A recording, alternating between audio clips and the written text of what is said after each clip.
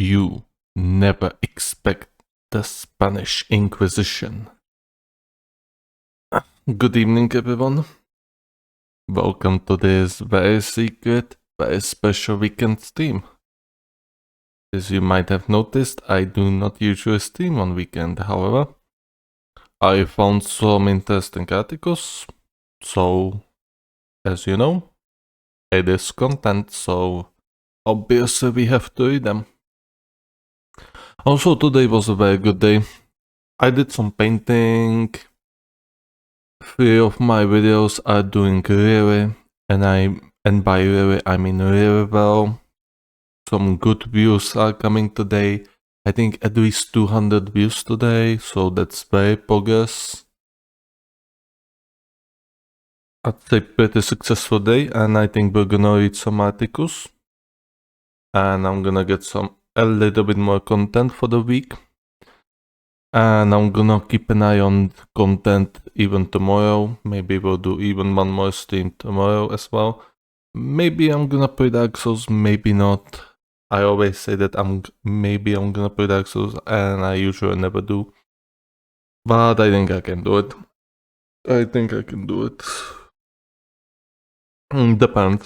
Depends. If I'm gonna be painting, then obviously I won't be playing Dark Souls. So without further ado, let's go to the obligatory reminders. We got YouTube channel. As you can see, the Alexandria Ocasio-Cortez video is doing really well. Melanchon video is doing pretty well, really well.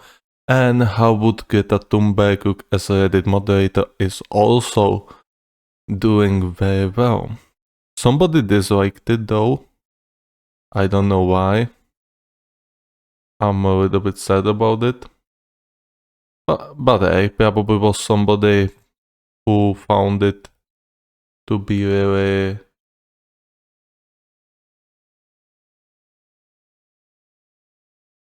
sorry, I was just watching something really interesting for somebody who probably found the video to be very accurate describing him. One of my neighbors just let the dogs out quite literally. I'm not sure if it's a good idea to let the dog out, but whatever. We're not gonna be paying any more attention to it. So yeah. YouTube channel. 111 videos. We're still going strong, and hopefully we're gonna reach at least 200 videos before I'm gonna dip. I also have some ideas from speeches. Maybe I'm gonna do them, maybe not. We'll see if I can actually create some scripts for those speeches, so that's up in there. What's channel? My former chatter, who was here for one stream, subscribed as well, probably. So yeah, and we got 2 views on the VOD from 9th of July about the Melanchon, some alien planets, toxic metals in tampons, and some other things as well. I'm gonna publish the other VOD tomorrow and day after, I believe. Yeah. So you can look forward to that. And without further ado, I think we can go right into the articles. We have 2, 4, 6, 8 articles, no Twitter Bizarre, no gaming articles. Well, we're gonna check IGN actually if they have something interesting. I did not really bother myself to take a look because they do not seem to be publishing anything interesting, so yeah. I just skipped it, but we're gonna take a look after we finish all these articles.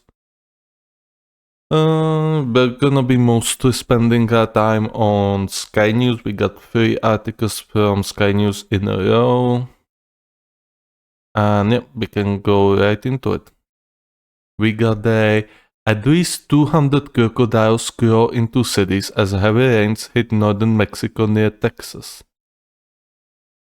Well, I already have an idea about the title. Now we just have to find a very good thumbnail. Heavy rains associated with Hurricane Beryl and the earlier tropical storm Alberto have led at least 200 crocodiles to enter urban areas in the northern Mexican state of Tamaulipas, across from Texas. State and federal authorities said this week.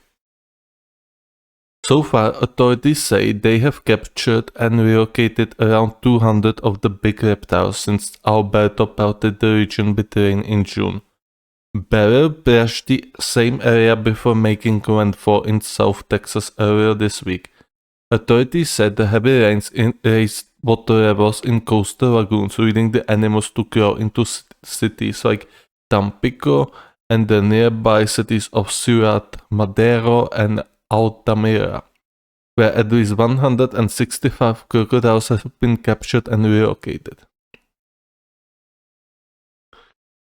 The head of Tamaulipas State Environment Department, Karina Rosette Saldivar, said in a statement that the recent rains have increased the water levels in the lagoon system, which had led to an increase in the sightings of crocodiles. The Federal Attorney General's Office of Environmental Protection said about 40 more crocodiles have been captured in the area in June and were relocated to appropriate habitat outside populated areas. The problem may continue, the office said, noting that as the water levels go down in places like streets and drainage canals that were flooded, crocodiles will turn up and sightings will certainly increase. The problem came to light this week when social media users posted videos of several crocodiles tied up in urban areas. That caused an uproar in social media. The department said, "Oh, I wonder what that uproar was about. Probably people were saying that these crocodiles are going to get eaten or they are just going to get killed and, eaten." Well, I just repeated myself. I mean, obviously you eat dead animals, not living animals. Well, at least in civilized cultures. But yeah, I can imagine why it caused an uproar. Probably without context, it could seem a little bit, interesting to an untrained eye. Crocodiles are a protected species in Mexico. Attacks by them in Mexico are rare but have occurred. I see. And this is the entire article, quite short, but hey, I also wanted to cover it. Yes, there is once again an example how a environmental situation can cause a quite significant migration of certain animals. These rains have created some sort of a pathway for the crocodiles to cross and, enter the urban areas. Luckily, it seems nobody was hurt, so we got a good ending.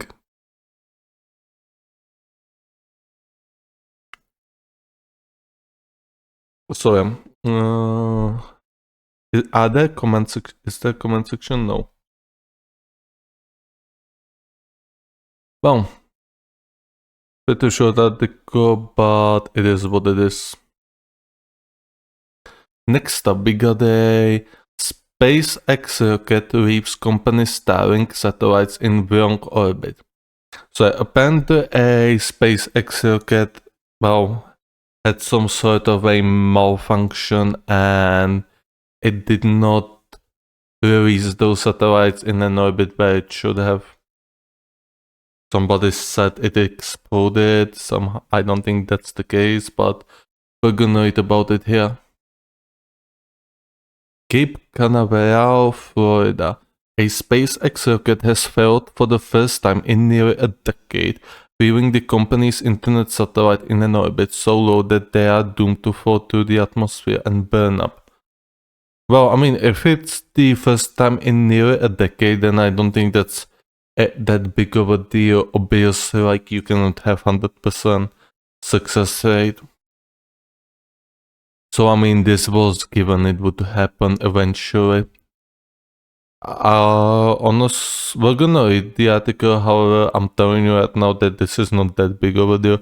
Well, if somebody gets hurt, then obviously that's going to raise an eyebrows. However, you have to take into consideration just how many of these rockets have been already launched, and that in nearly a decade there hasn't been any incident. So, well, this definitely raises eyebrows about enhancement of security of these rockets. It is not that alarming.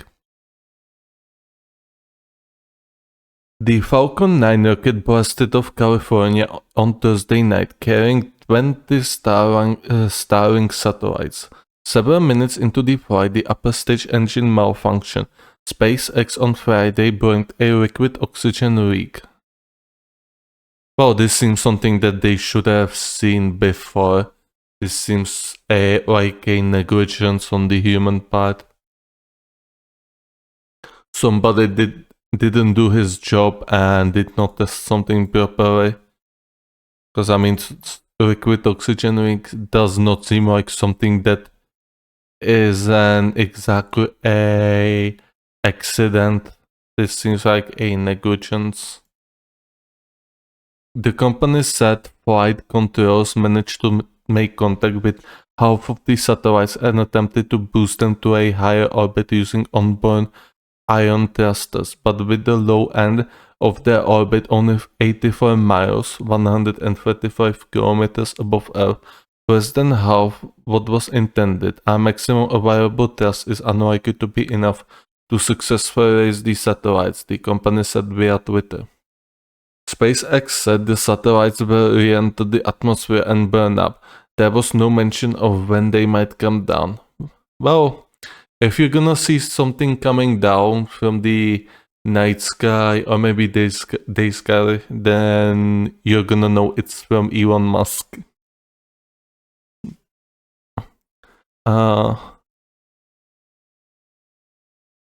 More than 6,000 orbiting Starlinks currently provide internet service to customers in some of the most remote corners of the world. And I do not really like that we are launching so many satellites. I think it's a space pollution, and as far as I know, we do not have any sort of way to actually clean our orbit. So basically we are polluting our orbit with no real ability to clean it up, so that's not ideal. And as was mentioned, these Starlink satellites have some sort of ion thrusters to prevent a collision or to correct their orbit route. If they didn't, then there would be an increased chance a collision could happen, and that could spiral into a domino effect where there would be a lot of waves randomly flying around, and it would be hitting other satellites that would cause even more pollution, which in turn would down even more satellites, and on and on. You can make the picture just how devastating it would be, and it could also lock us from exploring space, so I'm very cautious about that. I do not like it. I do not like sending satellites into our low orbit, and even though he said that our orbit is theoretically could fit millions of satellites, however, if those satellites just break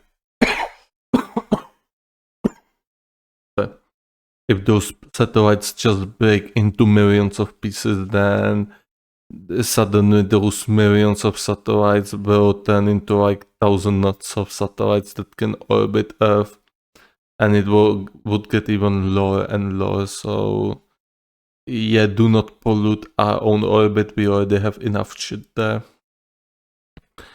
Or at least do not pollute the orbit unless you find a way to actually clean it, which is easier said than done, because that garbage around our orbit is flying at an incredible pace. Like if it would hit you, it would not evaporate you, but it would be a tremendous force. Like, even the tiniest of particle can destroy a whole satellite, or even the international something where the astronauts are.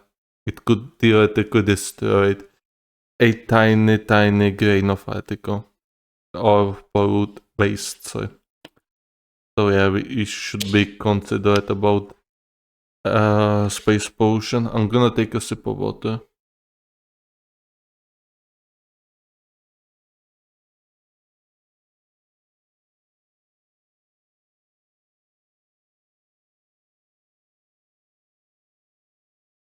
There we go.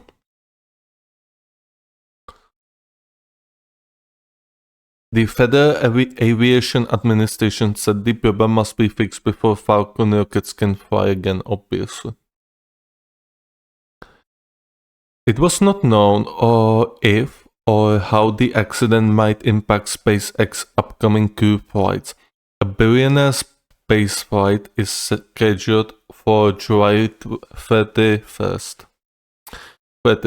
From Florida, with plans for first private spacewalk followed in mid-August by an astronaut flight to the International Space Station for NASA. Yes, International Space Station. That was the name I was looking for. What the heck is this? Killing pixies. What the heck was that? The tech entrepreneur who will lead the private flight, Jared Isaacman, said Friday that SpaceX's Falcon 9 has an incredible track record and as well as an emergency escape system.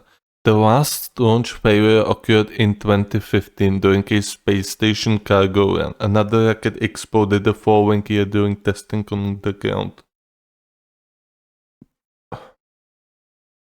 So, well, if the rocket explodes during the testing with no, crew or any cargo, then it's completely fine.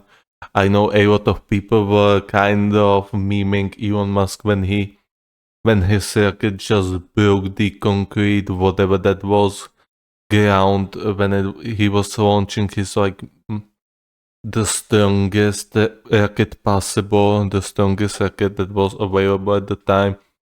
So it did a lot of damage to the launching grounds. However, the tests are for this exact case it is for this exact reason we do tests, to flush out any sort of incompatibilities and to polish the product, as well as find any potential errors we need to fix. So how this happened is definitely, it definitely showed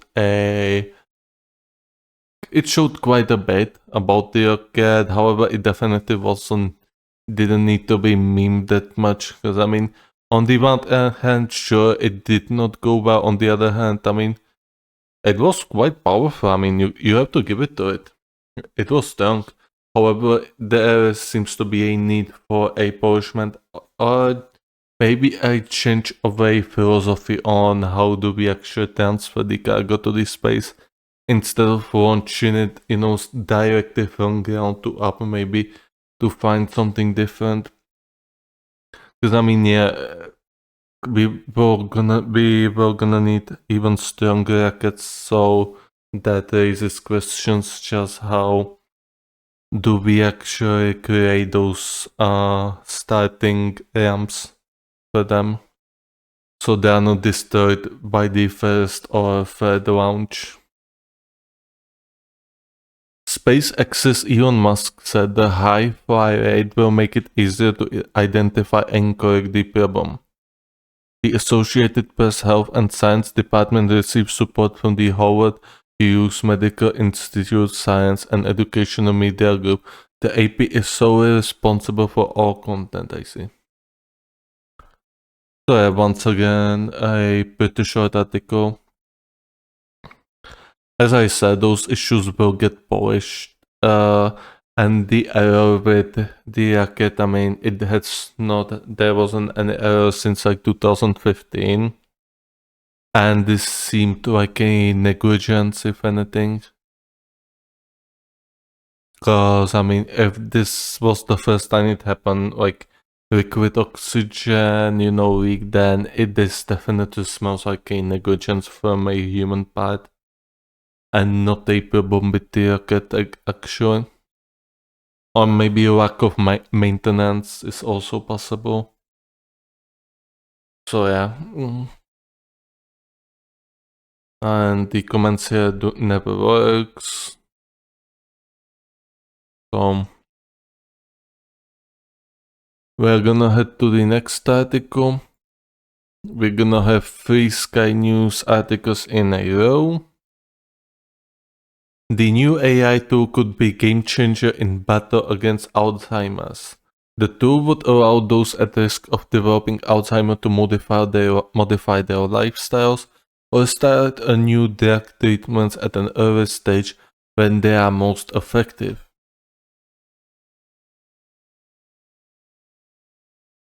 A new AI tool can predict whether people with mild memory and mental agility problems are likely to go on to develop Alzheimer's disease in future without the need for invasive or costly diagnostic tests.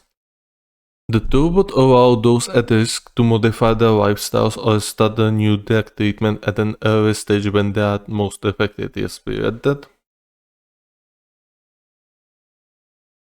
It would also prevent inappropriate treatment of people with cognitive problems likely to be caused by other conditions such as anxiety and depression.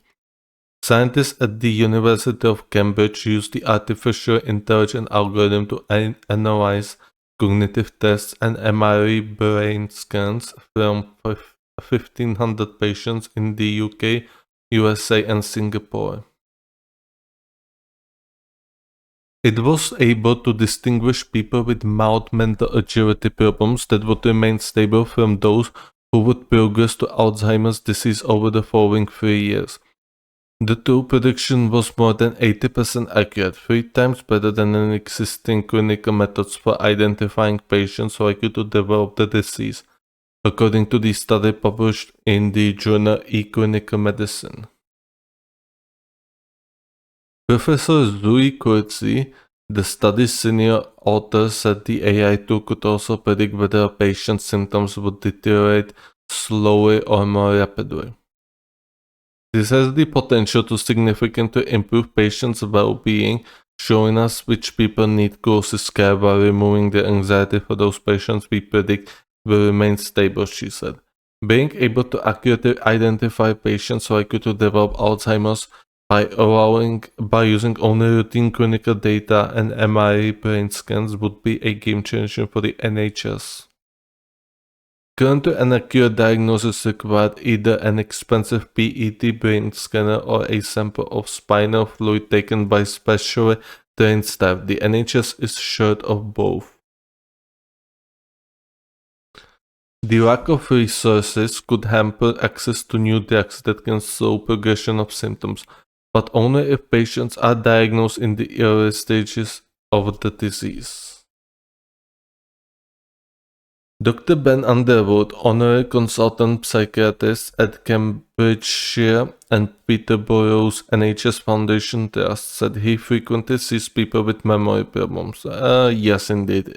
Even in the latest years, it has become quite common, actually, that people's memory seems to be deteriorating. Oh, it's also probably due to the access to the internet, and not like in a boomer way, but simply because people watch.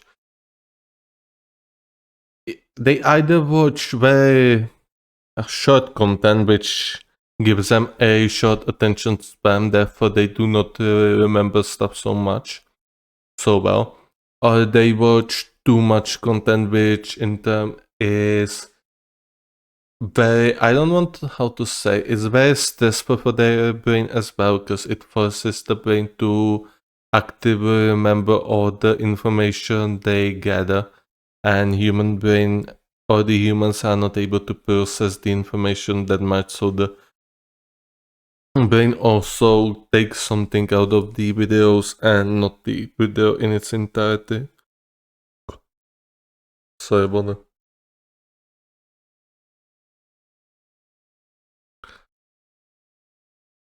In clinic, I see how uncertainty about whether there might be the first sign of dementia can cause a lot of worry for people and their families, as well as being frustrating for doctors who would much prefer to give definitive answers, he said. In fact, that we might be able to reduce this uncertainty with information we already have is exciting and is likely to become even more important as new treatments emerge.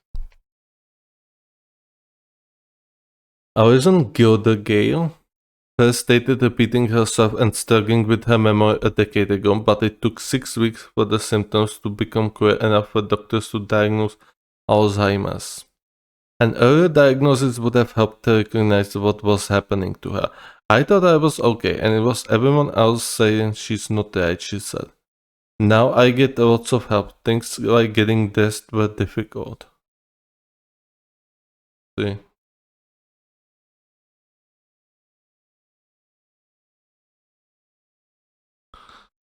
I mean, yes, if the AI can diagnose the Alzheimer earlier than the proper help can be taken, that's also, once again, a benefits of AI.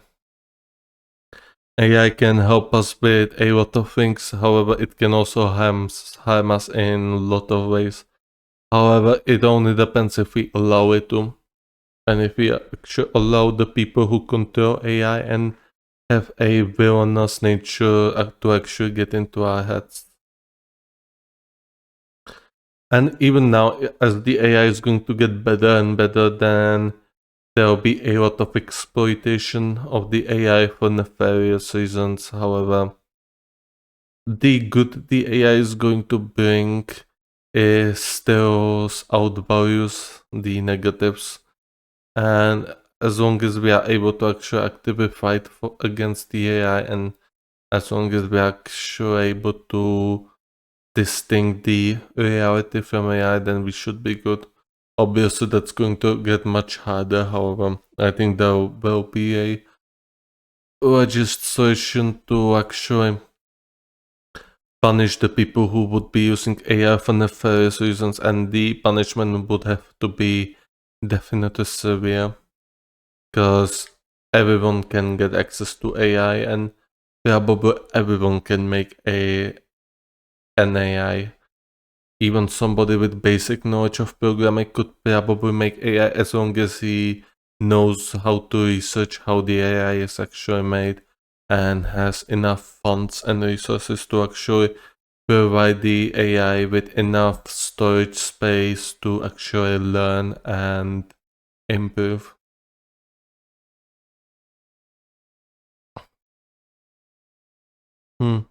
My internet is once again in red. I don't like it. Yeah, my internet has been going weird lately. I'm not sure why. I'm gonna check once again eventually, but right now I'm just gonna live to it. So moving on. We got a Ukraine war latest. Poland considering downing Russian missiles over Ukraine. Kremlin response to Biden's slip up. It seems we're gonna get 2 articles in one. I do not mind that though. That should make it at least 10 minutes. After this, I'm gonna probably take a short, oh, not short pause exactly, probably like an hour, half an hour pause, because I need to do something quite urgently. So yeah, I'm gonna just let the music play on the background and I'll be back. And it's going to be cut from the VOD, so you won't have to watch it.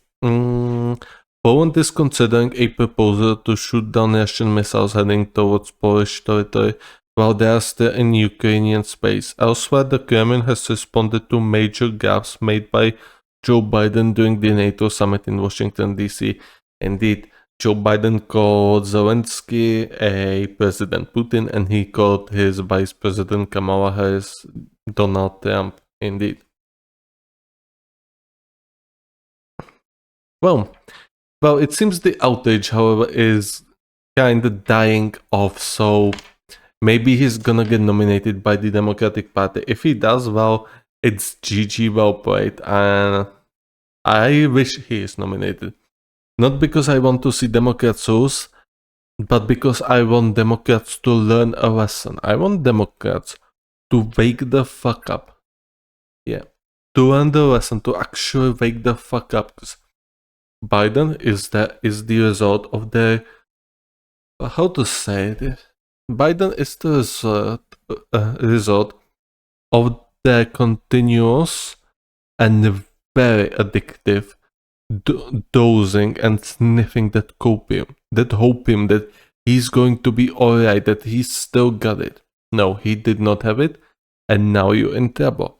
And you deserve to lose because of that, because you did not see it. Yes, you deserve to lose. They deserve to lose, and they deserve a 4 years of Republican president as a punishment.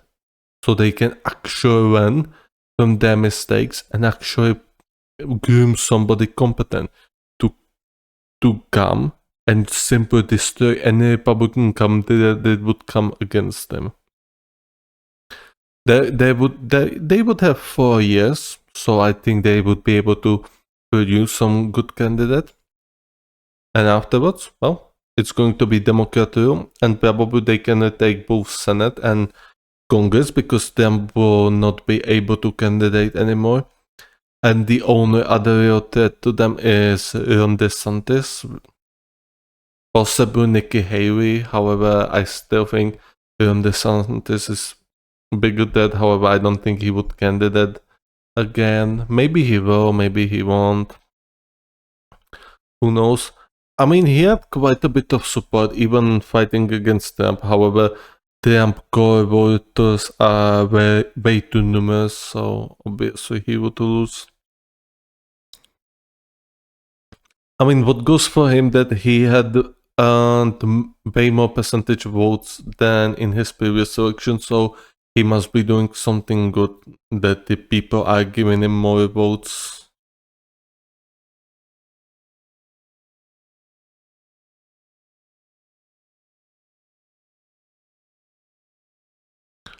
Oh, I see. This is not a article as an article. This is just a timetable. Oh my god.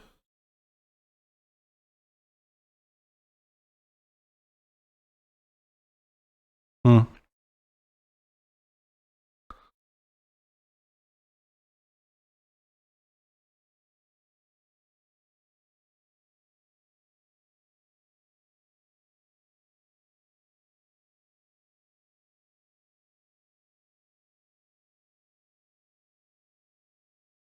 Hmm.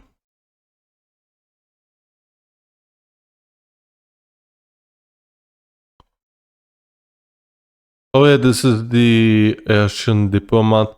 She does not look that good in real life. She wears a lot of makeup, a lot of shit to mask her ugliness. Hmm.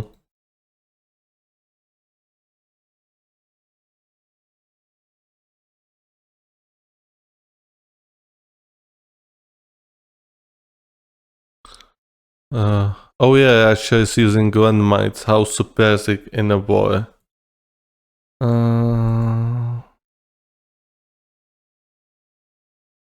Biggest tech shakeup. Funnily enough, I'm gonna actually stop for this. Funnily enough, the Russians are going to be paying still less taxes. Your average Russian is going to pay less taxes than my fellow average countryman. And that's not a joke. So yeah, this biggest tax shakeup is still not bringing Russians even well, it's brought them pretty much close or even bit, at least my country. However, considering that the French want to implement bigger taxes, those 90% taxes, then something biggest tax shakeup just pales compared to what French wants, the French left wants. Oh, compare Russia's tax shakeup and the French tax shakeup. And one of these two is going to turn into an absolute joke. I wonder which one. So yeah.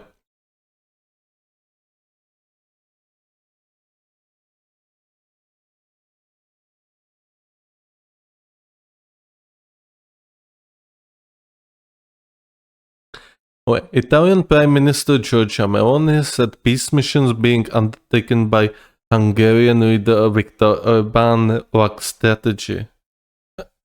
As I said, he's probably trying to get something for himself or for Hungary. He probably goes there to negotiate, and those peace talks he's talking about are just a PR stunt, nothing else. Mr. Orbán has angered his NATO and EU allies by holding unauthorized meetings with Russian leader Vladimir Putin and Chinese President Xi Jinping. I mean, you're not sanctioning China to begin with, so I don't know why they actually care about Xi Jinping. And as for Putin, who fucking cares where he goes? As long as he doesn't betray his, union and his alliance, then we should not really care. It will only help people to form an opinion about him, whether they like him or not. That is. Yesterday, Mr. Orbán met US presidential candidate Donald Trump at his resort in Mar-a-Lago, shunning Joe Biden and this week's NATO summit in Washington.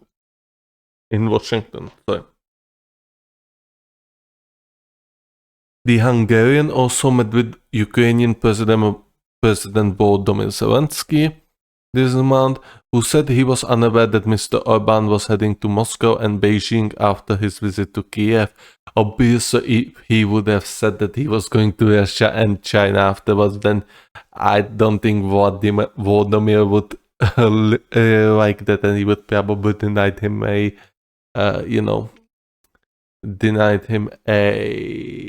meeting. Mr. Orbán has been accused of handing legitimacy to Mr. Putin. No, he does not. At the time when the West wants to isolate him over his invasion of Ukraine, well, you're doing pretty trash job at that, to be completely honest. And yes, you may have saw this face. She does a lot of these weird faces lately. Or maybe she does them all the time. I don't really follow this woman. However, I saw her make some faces with Rishi Sunak and Joe Biden. And that was both of this was in a span of last 30 days, so she probably does those faces all the time. I don't see any strategy and no particular consequences, said Ms. Meloni. Political leaders have the right to meet with other political leaders. I do not see anything special or surprising in this. I don't think it's a secret that Orbán may be closer to Trump than to Biden. I mean, there are political leaders who talk to each other. On Mr. Orbán's visit to Kremlin, Ms. Meloni said the Hungarian leader did not have the mandate to hold talks with Russia. She added that this week did missile attacks on Ukraine, one of which struck a children's hospital in Kiev, showed there was no desire for dialogue from Mr. Putin. I love that Sky News always said Mr. Putin, Ms. Meloni, Mr. Orbán. Well, they actually did not use Mr. Orbán here, so they do probably not respect him as much. Just British casually showing you they do not respect you. Alright, this is Mr. Biden. This is Ms. Meloni. This is Mr. Putin. This is Mr. Xi Jinping. And this is Orbán. The problem is that when you go there, you give the signal and the next day you blow up hospital. I think that unfortunately it shows that there is no desire for dialogue on the part of Putin's Russia, she said. That's the problem, because if there was a desire for dialogue, we would have talked, but I think the answer was quite clear. Once again, she does not know anything about war. And the Russians do not want a stalemate because they are holding an initiative. Once again, they make a break to the Ukrainian city of New York. Yes, there's a city called New York in Ukraine. So they are once again making some sort of advances. And obviously they do not want status quo now for Ukraine to recuperate their losses and to, get the ammunition rolling to them and to stack up on that ammunition and then have a more equal standoff against Russia. So obviously he's going to be pushing for war.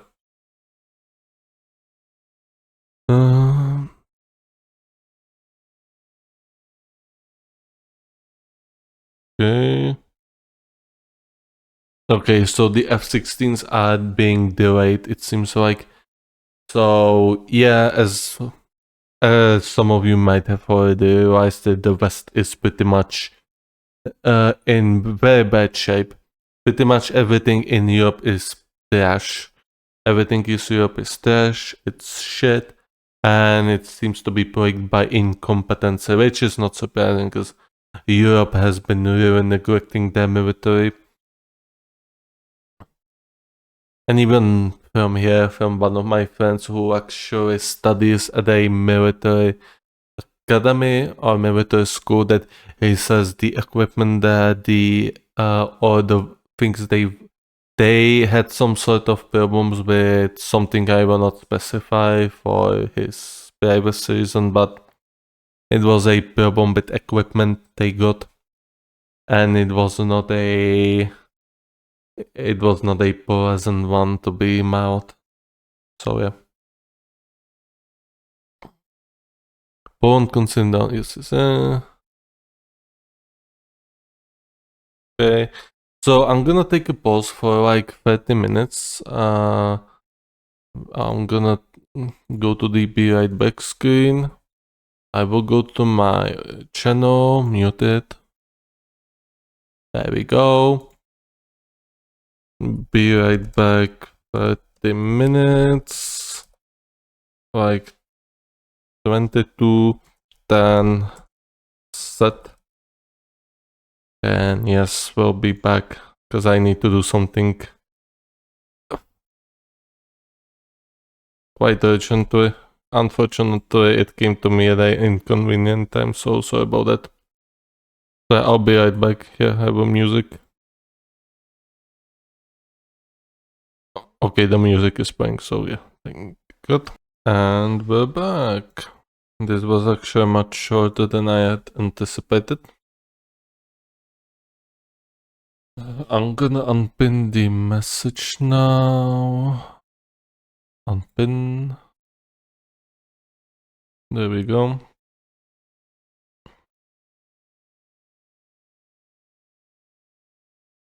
I'm gonna close the Twitch tab now. I'm gonna actually take a quick look at how the videos are doing. I mean, I shouldn't be checking it every hour, but hey.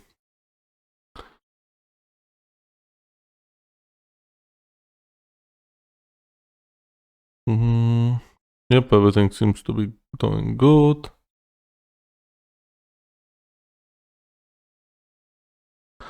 But yeah, we got over 400 views in the last 48 hours, however no subs. That's very unfortunate. And considering we got 3 of those videos are doing really good, like the Melanchon, the Greta Thunberg and the AOC videos are doing, all of them are doing really well.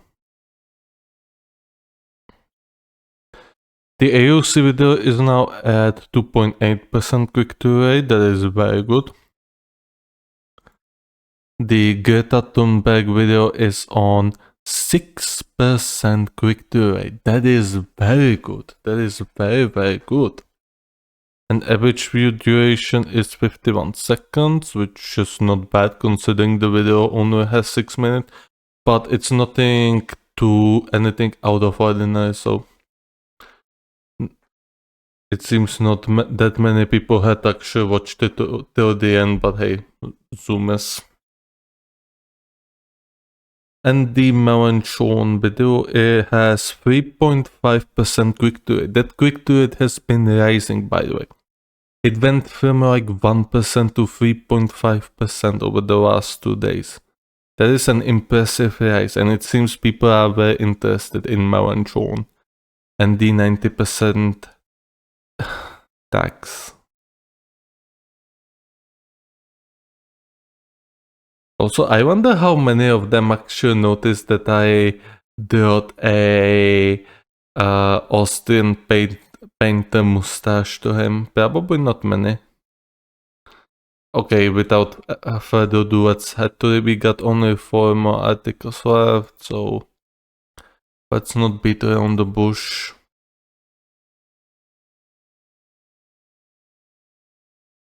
We got a Ukraine's leader Volodymyr Zelensky said he can't forget Joe Biden's gaffe where he referred to him as President Putin. I mean, you may probably saw his expression. He was like, just keep it in yourself. Just keep it in yourself, Vlad. Think about the money. Think about the cash. Think about all that money that's going to go right into our pockets. All hail corruption. Asked during a visit to Ireland about Mr. Biden's Putin mishap, Mr. Zelensky told reporters, "It's a mistake. I think United States gave a lot of support for Ukrainians. We can forget some mistakes. I think so." No, he was just like, alright, as long as you give me enough money, you can call me anything, Joe.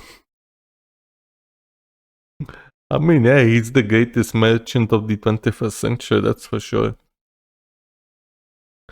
Ukraine's President Volodymyr Zelensky said he can forget Joe Biden's gaffe where he introduced him as President Putin. The US leader made the blunder on Thursday at a NATO summit in Washington, D.C., and in another high-profile mistake hours later where he referred to his number 2 Kamala Harris as Vice President Trump. Okay, yeah, that was even actually more funnier. It's a shame she... Wait, actually... No, she probably wasn't there now, was she? If she was, then we didn't see her reaction, but she would... I think she had probably made some funny reaction. She probably had laughed. Because she seems to really like laughing at people. At the news conference.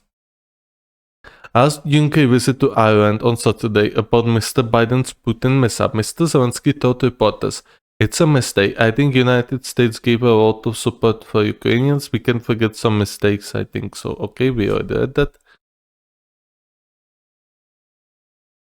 And yes, we're gonna watch it.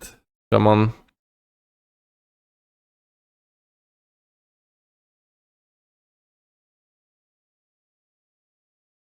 Wait, I muted myself for some goddamn reason. Oh my god, that's chaotic. Okay, there we go. I muted the background music. You will not hear in the video or the VOD, but I would hear it in my ears. And it would be very loud, so yeah. So without further ado, let's watch this masterpiece. That's what the compact says, loudly and clearly. And now I want to hand it over to the President of Ukraine, who has as much courage as he has determination. Ladies and gentlemen, President Putin. President Putin. He's going to beat President Putin. President Zelensky. I'm so focused on beating Putin, we got to worry about it. Anyway, Mr. President. I'm better. You are a hell of a lot better. Thank you so much, Mr. President. Thank you very much. I will have to give it to the Sky News actually for adding the context. Because a lot of people on Twitter, and I mean it's a Twitter, so you should always think everything you see is taken out of the context. Always think that when you see something on Twitter, it's always out of context. It will make your life so much better. But yeah, even on some news channels, I saw the video only taken out of context, but he at least corrected himself, alright? He did not just walk away as you would be led to believe in some other clips. Yeah, he actually corrected himself. Like some seconds later, Jesus was, oh, sorry, not President Putin, but Zelensky. So this is not as bad as people make it out to be. I mean, obviously it's a gaffe, but honestly, he realized his mistake and he corrected himself, which I think this is actually good. I mean, it's not good he makes gaffes, however, he realized his mistakes quick enough before he just walked out of the podium and make it actually a bit uncomfortable. So I mean, I don't have any much issues with that. It's a Joe classic. Like, I know a lot of people are waking up. However, this is a Joe classic. I mean, I've seen it many times before, and probably some of you also seen it many times before, where he makes those gaffes. I mean, but he corrects himself quicker. So I mean, this is no big deal, honestly. Like, people make it out to be big deal because he misspoke. However, honestly, this is a tiny drop in a already large ocean. So like, if you are starting to get concerns about Biden just now, then I think you're overreacting. Because if you had lived in the copium for the last 4 years, then you should just live in that copium. Because there's no hope for you, because every normal person had seen the stuff, the gaffes, and the accidents Biden had in the last 4 years. USA is officially funding Putin's government now, huh? Well, so that comes up to the result of the war now, does it? Should the Russians win, they would get all those, anti-air systems Patriots, those HIMARSes, those tanks, all that good stuff for research. So in that case, if a peace is made and Russia also demands some sort of the Western equipment, then you can say that the USA had funded Putin. However, that depends on if the peace is actually made, which still lies in the air. Eventually, it will come down to the agencies in the United States. If the agencies want the war to continue, then nobody will make a difference, not even Trump, probably. At the Washington summit, NATO members pledged $43 billion in military aid for Ukraine next year as it defends itself from Russia's full-scale invasion and attempts to deter future aggression. No, I meant like funding the Ukrainian president Putin. Oh, you meant it as a joke. Oh, okay. I get it. It's a cute with a funny joke though, I'm gonna give it to you. I just didn't, it did not click in my head. There were new promises of air defense support, including Patriot missile systems and F-16 fighter jets. Yes, we already read about those fighter jets earlier this stream, and it seems there are delays about those F-16 points in the EU. It seems the EU is not able to get them full maintenance for these planes, and there are continuous delays, which is not really ideal, and it's not a good look for the European Union when you see they cannot even maintenance the probably most modern planes they have. Eventually they're gonna get those F-35s, however, that's still in the near future, like 5 years, maybe longer, because the Lockheed Martin production is kinda slow and behind schedule. I also read an article where they said they had some technological issues, some bugs in some sort of their software, and were trying to figure it out. Their stocks went down by like 10% in Monday. The latest gaffes by Mr. Biden have heaped further pressure on the 81-year-old who is facing calls from within his own party to step aside as the Democrat nominee in the White House amid concerns about his age and fitness to serve. I even read an article where they were comparing the other possible candidates, and somehow the Kamala Harris had a better percentage outcome versus Trump than the Gavin Newsom of California, the governor of California. Once again, I do not really know much about Gavin Newsom. I know a lot of people are saying he's incompetent. However, I'm not sure just how much people actually think that. I know that some people I watch said he's an incompetent idiot and he's a buffoon. However, it still kind of surprises me that Kamala Harris would be a better choice according to some of those polls. I think it was from Politico or from site like that. I know the perfect replacement for Biden that will make his incumbent advantage a mute point. Okay, please share. No, I definitely think the Democrats need to groom themselves a new candidate, and they should have done that in the time period between 2021 and 2024. They were living in a copium world where they thought Biden still has it, but he makes Jimmy Carter only served one term. I mean, hey, at least he's nice. As you would hear in the oversimplified.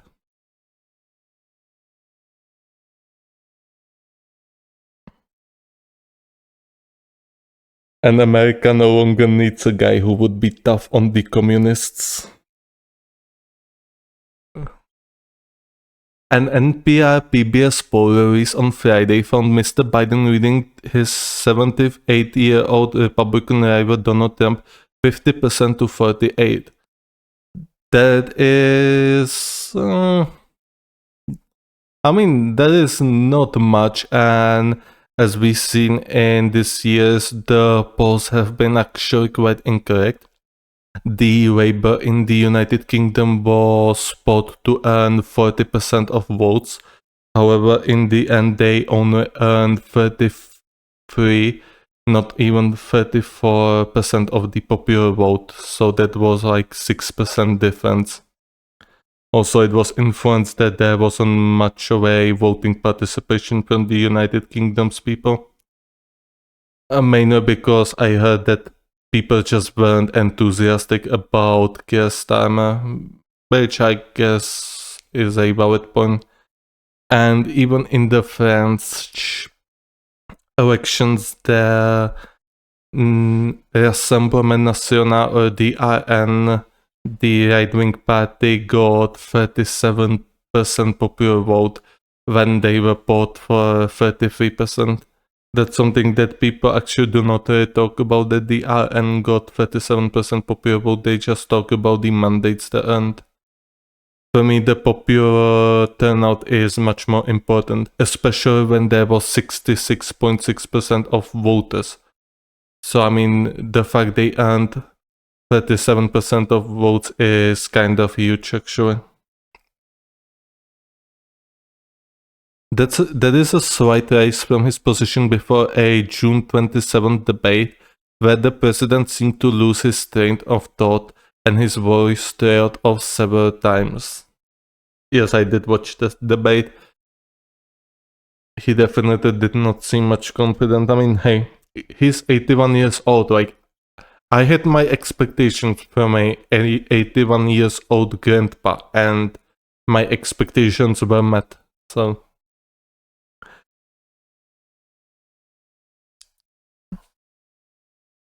sheesh, those candidates for the US president are all depressive. Even the alternatives, you have Joe Stein, who I don't know why would you be even voting for her. She's 74 years old. Then you got the only real alternative, which is Kennedy. And the only reason why we are actually talking about Kennedy is his surname. Nah, it depends on the grandma. Well, to get to my point, the only reason why people are even talking about Kennedy is, of course, his surname, JFK, Robert Kennedy. So that is a reason why people actually talk about him and why he has like 10% popular support. However, when my 92 years old great grandma was still alive, she was far more liberal. Oh yeah, I mean, females usually live longer and they are more liberal. Actually, I think if I dig her up, she can stand a chance against him. Honestly, she would probably beat both of them, actually. Oh, who am I talking? Both of them. She would beat every single candidate in the who is actually candidating for the United States election. She would even beat Hillary Clinton.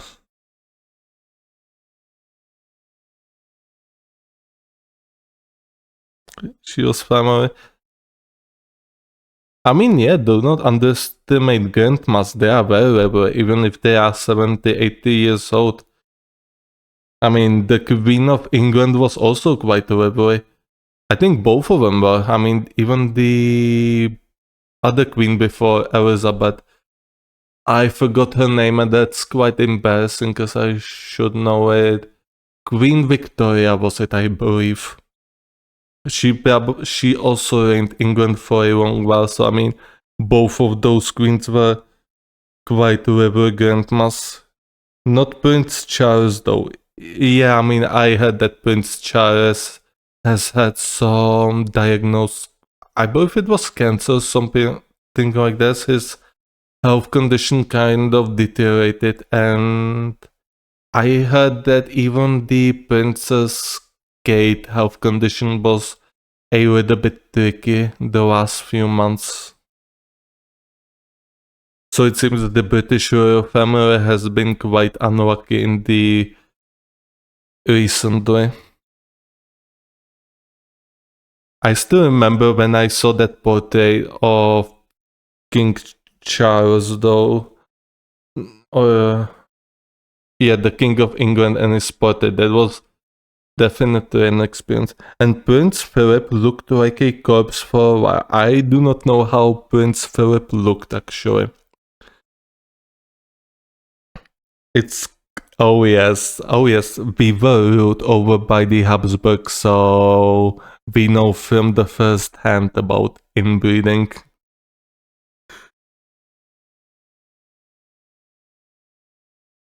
Yeah, we were ruled by the Habsburgs for over 300 years or around 300 years. Or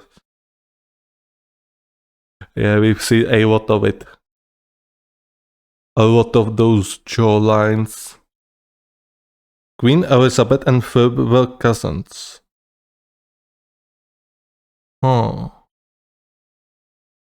Yeah, I think that makes sense. I know I heard the name Philip, and I know he used to live when Queen Elizabeth was already the Queen of England, so I guess that makes sense.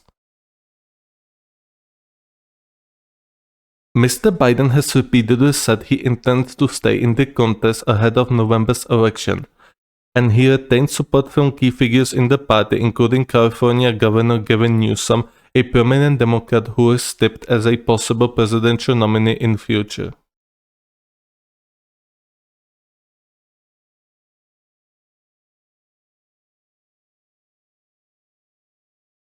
Oh, not directly, I see.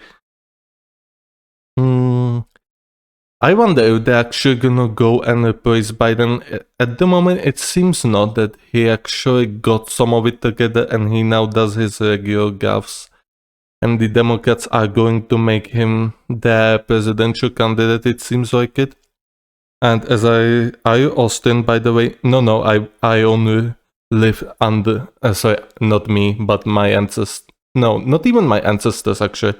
My ancestors come from Germany and Ukraine, Russia. So neither of my ancestors actually lived under the Habsburgs, but the country I reside in lived under the rule of Habsburgs for 300 years. So no, I'm not Austrian. I do like art though.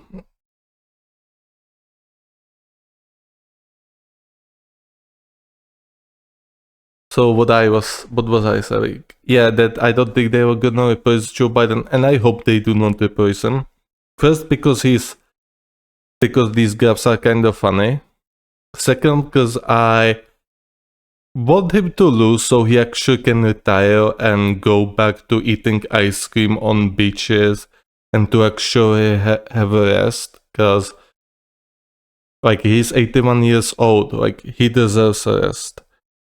I mean, Trump is not any better. Like, he's 77 years old, but, like, we can see Biden. He's just falling apart. He deserves a rest.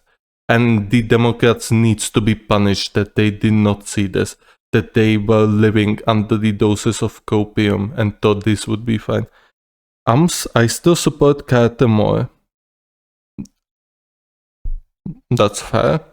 He is still alive and has a cool wheelchair. Wait, Carter is still alive? I did not know that actually. Okay. Give me a moment. I'm gonna do this. Jimmy Carter. I didn't even know he was alive. That's so.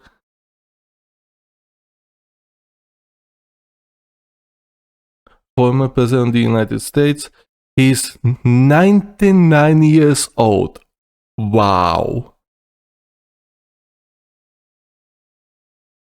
I mean, he would still probably beat Biden in the cognitive tests, to be honest. I honestly completely forgot about him. Like, I thought he already passed away because I knew he was already. He was like 50 years old when he became the president, 52 years old. So I thought he would probably be already passed away, but this is definitely surprising. I actually did not know this.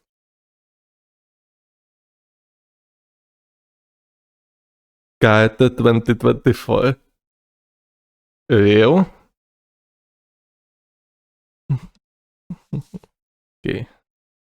Oh, it still continues. During a boisterous performance at the rally in Detroit, Mr. Biden insisted, "I'm running and we are going to win. I'm the nominee," he said. "I'm not going anywhere. It's time for us to stop treating politics like it's entertainment or a reality TV show." Well, the last 8 or so years have proven quite the opposite, actually. The United States politics are a great entertainment show and sometimes a great reality TV.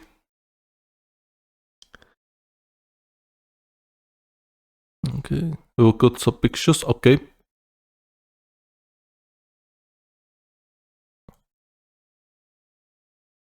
As something as I would expect from like 99 years old man. I mean, he doesn't look that bad. Quick axios. That's bad. Too bad for me. Yeah, he doesn't look that bad. I mean, he looks definitely good on the fact that he's 99 years old.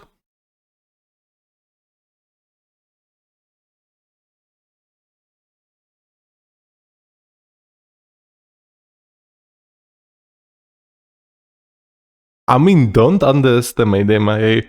Give him some drugs, give him some performance enhancers, and I'm saying to you, this is a advertisement, so I'm gonna click off. Like, do not underestimate the guy. Give him some boosters, and you would be surprised. Mummy for President 2024. Wasn't there supposed to be a new Mummy movie? Maybe I have it wrong. Although I know I heard about Brendan Fraser lately. I'm not quite sure why though.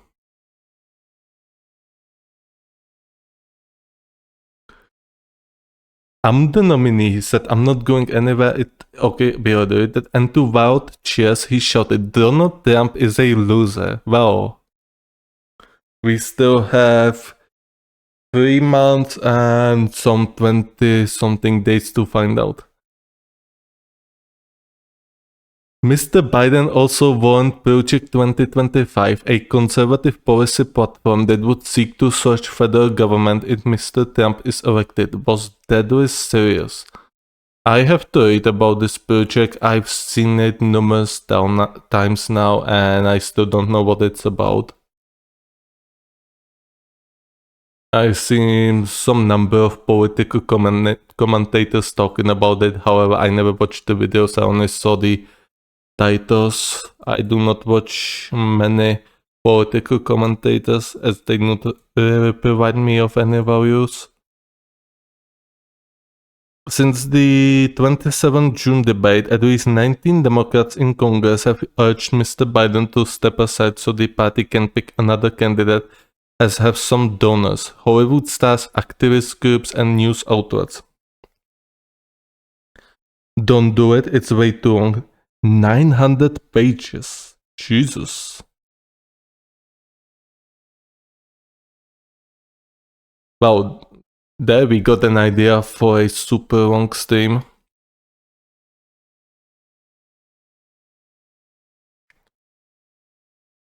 Basically, it's just hundreds of conservative organizations planning to completely take over the USA. I see. So it's like basically them going full autocratic, you're telling me? For the sake of, children, for the sake of the, the average American, for your, how to say it?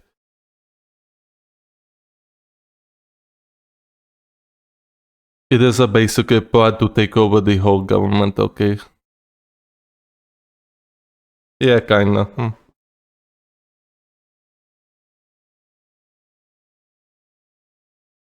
Yeah, that's something I don't really like when they talk about doing this for the average people.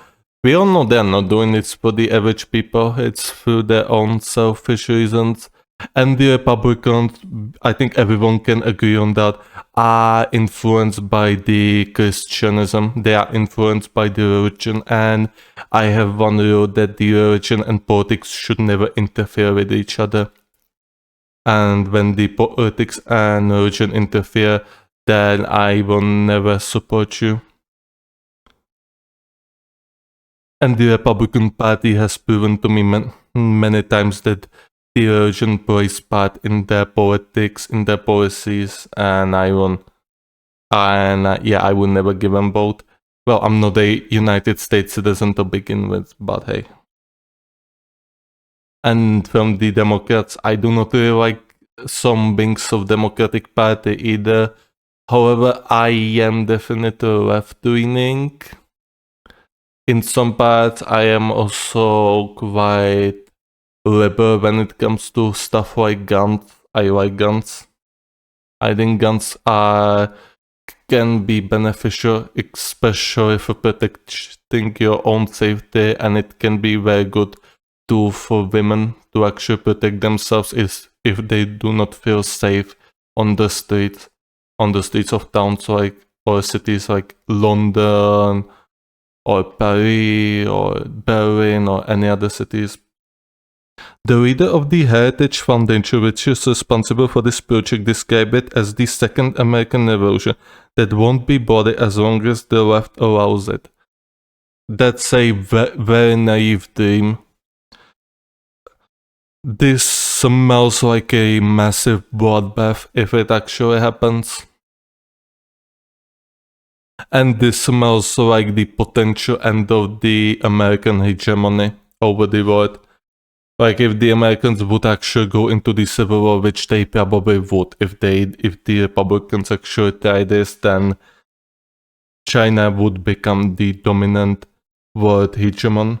I agree, I love guns as long as they are avoiders, pedos, other criminals, and the mentally ill can't have them. Yes, exactly. I also think there should be a vast mental checks and also background checks, and also regular checks when you get the gun license, so the doctors actually know if you still are mentally fit for that. and especially those mental tests should be done a little bit differently now, because I know some people I know who are quite explosive. They have a sort of an issue with anger. They got the gun license, and I'm like wondering, how the heck do they get a gun license? They have an anger issues. That's not exactly the best person that should have it. Oh yeah, I love guns, and I'm gonna definitely get gun license one day. And I'm gonna, if I'm gonna have funds for that, I will collect some weapons, specifically weapons from World War II, like STG-44, MP-40. I'm definitely a big nerd for World War II weapons, as well as some modern weapons, maybe M4, because hey, it's a classic from COD games, M16. Here you have to get permission from the police to own a gun, so we have a lot of those texts. In here you can simply apply for the gun license. You have to pay money, you have to undergo a preparation test, you have to be evaluated as mentally fit, and you have to pass a written test as well as the test with weapons when you are shooting. If you do everything correctly, then you have a gun license. However, there are different types of gun licenses. There are gun licenses for the short weapons, then there are gun licenses for sports weapons, hunting weapons, long weapons, all sorts of weapons. It's quite actually extensive, and it's actually pretty well done gun law. Some people I watch, and they know about weapons much more than I do, so this is probably one of the best gun laws we could have had. So it seems like it has a pretty good gun laws. And something that some people actually tell people is, I mean, here in my country you don't have the policy that your home is your castle. That means you cannot kill people who actually invade your home, like thieves or like that. However, the people who actually are experts on weapons say pretty much, I mean, as long as there aren't any cameras and you actually feel threatened, then it comes to the point that if you kill him, then, well, he cannot complain, which is a little bit funny way to put it. However, I mean, hey, if somebody invades your house, tries to steal your stuff, then, well, first off, if there's only one, then you should try to disarm him and handcuff him, or just pacify him and wait for the police. If there are more than one, then hey, open fire, obviously. Like, do not put your chances, do not put your life on the line just because the law says so. Just open fire and blast that group. If there's more than one, then if there are like two, then obviously you can still try shouting. However, you should be cautious, because I am definitely one that is very sensitive to safety, and I put my safety quite high. A lot of people own guns here because we have pretty shitty neighbors. Yeah, that's a fair point. That's definitely a fair point in places like Detroit and probably even San Francisco, although I'm pretty sure in California there are quite strict gun laws. Russia and Belarus, you know. I don't know much about Belarus. The only person I know from Belarus is the president, Lukashenko, and one Instagram girl I followed back in like 2016. So those are like the two people I know from Belarus. And probably, I think her name was, she also came from Belarus. Her name was like Dina Belenkaya, some chess player. That's like the three people I know. And Russia, yeah, I know Russia. I know that Russia is quite a place. And I know that a lot of prisoners that served on the front were released, so, and they were already so instances when some of these former presidents went back to some places and murdered people. So I definitely understand why you would get a gun license in places like Russia. Belarus sucks. Fuck 'em. Yeah, I heard it's quite rough and under Lukashenko. He's been also dictator for many decades now, like 3 decades at least.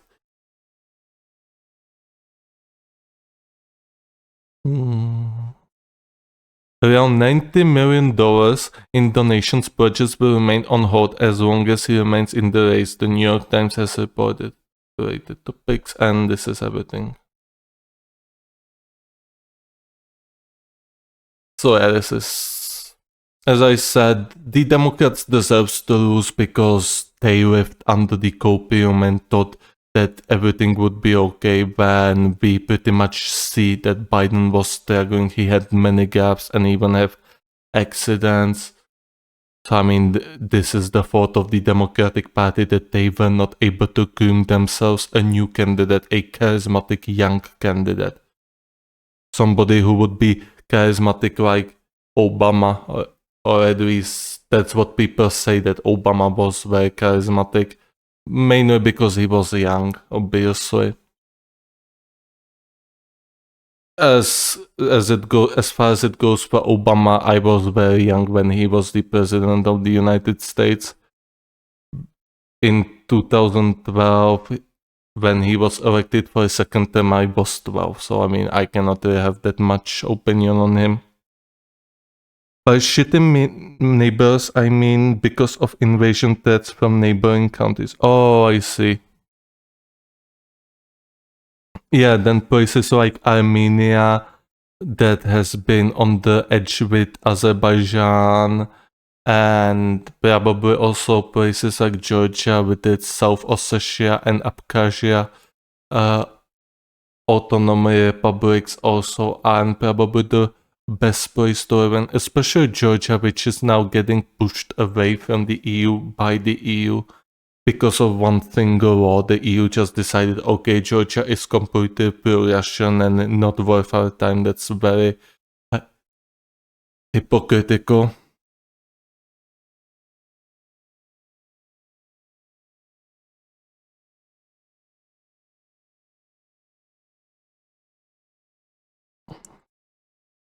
Okay, let's head to the next article. We got one more article about the United States, then we got one more against about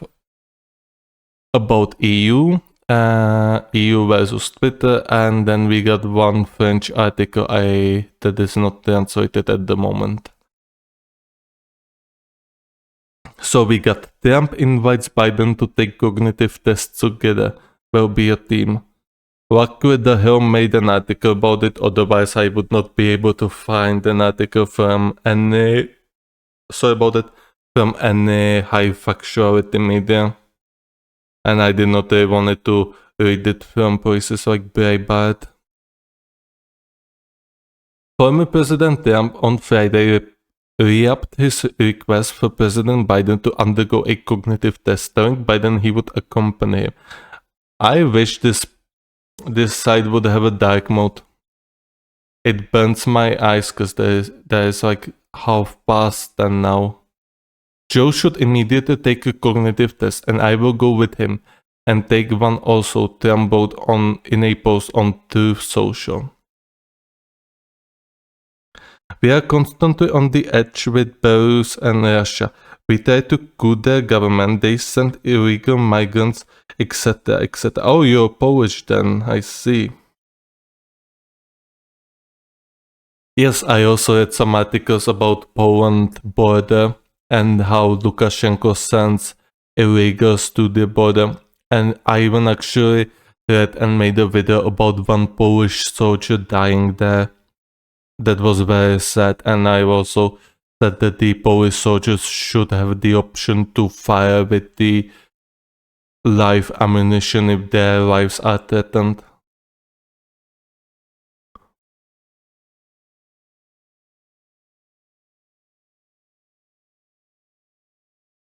Now we are Lithuanian. Oh, Lithuania.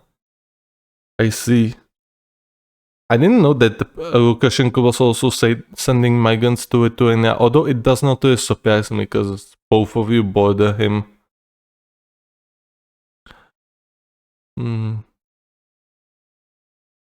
There is actually nothing much I know about Lithuania.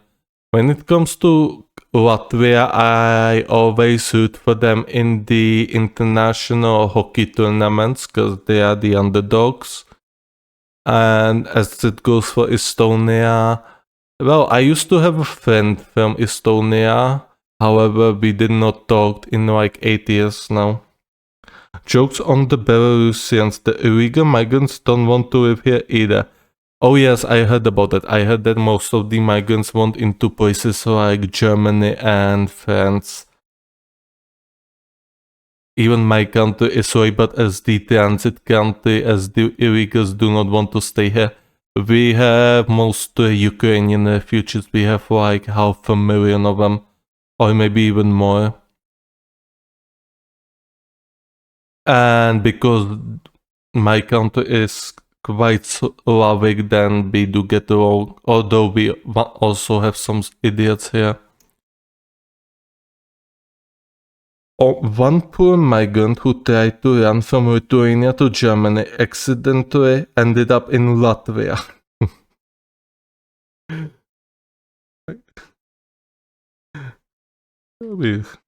Well, he did not help himself much.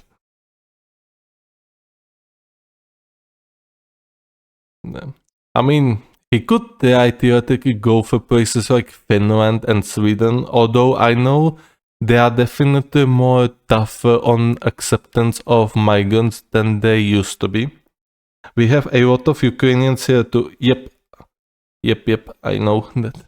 Ukrainians mostly are in the border areas or close to border areas, as well as Germany, of course, because Germany is very attractive for migration, high wages, very good. So yeah.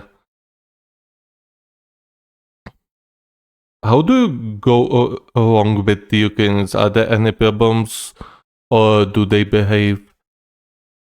Also, are there any political parties? I assume there are some minority political parties that do speak out against them. Same as here.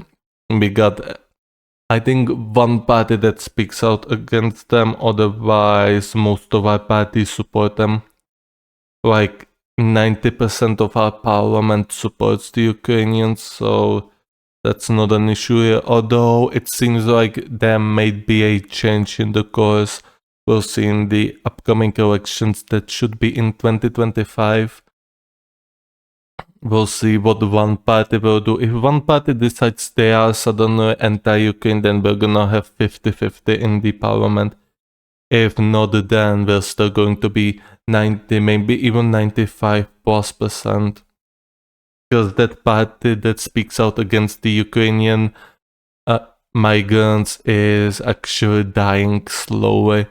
Because their voters are pretty much tired of their leader and they are moving to other populist party. I heard there are a lot of problems sometimes. Well, our country seems to be lucky and there isn't many problems. There are instances, obviously, however, they are handled quite quickly. And overall, there hasn't been much of a criminal rates with Ukrainians. The data even shows that the Ukrainians have a lower criminal rate than our fellow countrymen or some other culture groups in our country. The parliament is different though. I have been there and there is no desk in the parliament without a Ukrainian flag.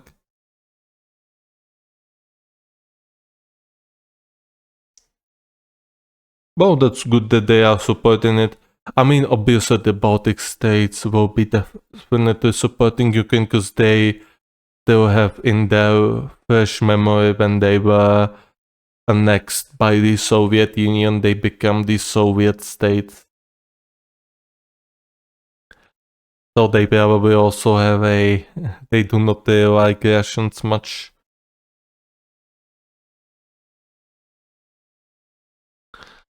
Biden has in recent weeks faced intense scrutiny over his age, mental fitness, and ability to complete another 4 years in the White House if re-elected in November, following a poor debate performance against Trump last month, where he appeared to lack energy and stumbled over his word. A growing list of Democrats have called on the president to withdraw from the race. Others, including Representative Adam Schiff, Democrat California, and CNN's Dr. Sanjay Gupta, have echoed calls for him to undergo cognitive tests. Being pro-Russian is political suicide here. Yeah, I can imagine so. And even I heard, even in places like Estonia, the pro-Russian parties have been actually banned now. And sometimes richer, because we do have suicide here. I see you have problems with suicides. I see. That's kind of sad to hear.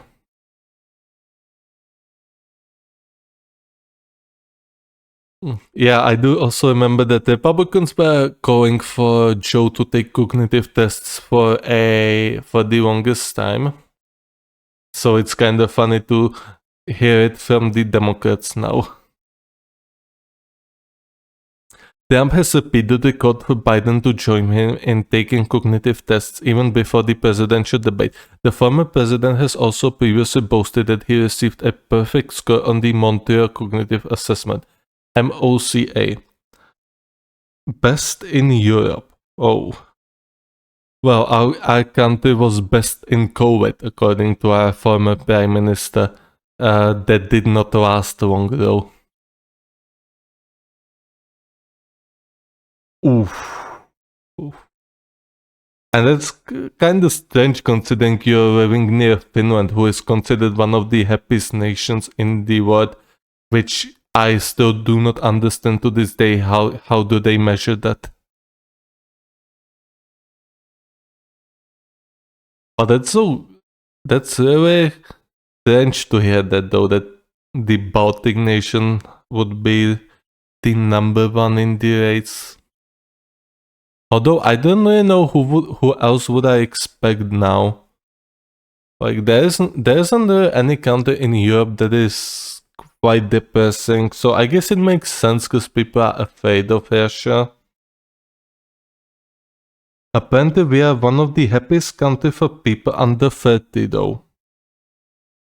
Well, I would assume most of these suicide rates would come from people under 30 who are often disillusioned about some parts of life. Maybe because of these sad people kill themselves. Well,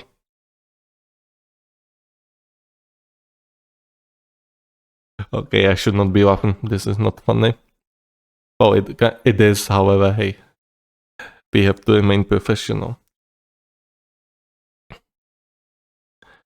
Trump has repeatedly called for Biden to join him in taking cognitive tests even before the presidential debate. The former president has also previously boasted that he received a perfect score. We already read that. Goddammit. Gupta also noted in recent op-ed. However, the MOCA isn't the same level as of cognitive tests the medical expert spoke to.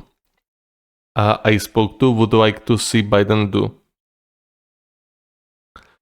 The presumptive GOP nominee also voiced support for a cognitive test requirement for candidates in the future.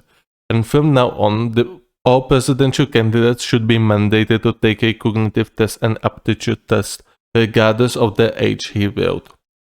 Former GOP presidential candidate Nikki Haley, who suspended her campaign in March and released her delegates to the former president earlier this week, floated a similar requirement based on the age of candidates. Yes, the Americans should definitely do something about their age. Their maximum age for the presidential candidacy. And even, as I said also yesterday, or the day before, there should be a limit on just how many years can you serve in a political position. Including being a mayor. Maybe not, maybe. Even being a mayor. Like you could serve like 8 years as a mayor, then 8 years as a senator, and then you would be done. no more politics unless you would candidate for the president. Then you could get an extra years, but I think the 16 years limit for politicians to serve and then just go the hell out is ideal. Because the United States Senate average age is now 64 years or maybe 65 years, according to the graph I've seen, and the Congress is about 56 years. So, oh, my butter is running low. Never mind. I don't know. That seems bad. I mean, how do you climb the political ladder then? That's a good question. However, I mean, the thing about the system that currently exists is that you're gonna get people who will serve 10 terms in a state. As an example, there's the state that the representative Ocasio-Cortez is now has mandate in. The former congressman from that district was congressman for over 40 years. On the other hand, there's the issue with how would people climb the political ladder. On the other hand, you're gonna get a lot of old people who are out of touch with the current generation. So it's like, it's a very complicated debate. Hello, welcome back. That would result in only the very rich becoming readers. Why do you think so? Actually, oh, I'm doing pretty well. We have 3 more articles to go to. Then I'm gonna go sleep. It's almost 11:45 here, PM. I mean, it's a complicated topic. However, I think that something has to be done to prevent these old dinosaurs from being in Senate for over 20 years. I mean, theoretically, I guess it makes sense that you would just put a maximum age then. I think that's also probably the best case scenario. On the other hand, I would like to annihilate the political dynasties. It's 11:41 PM, so you are 1 hour after actually in Iraq. So yeah. Well, the maximum age or the maximum serving age, both of these ideas, one of these should definitely be implemented to prevent the dinosaurs taking over America. I know it's quite scary for some people to actually give voice to the young people. However, if you're gonna keep these young people from voicing their concerns and from voicing their opinions, then those young people will not really grow out to be anything productive now, will they?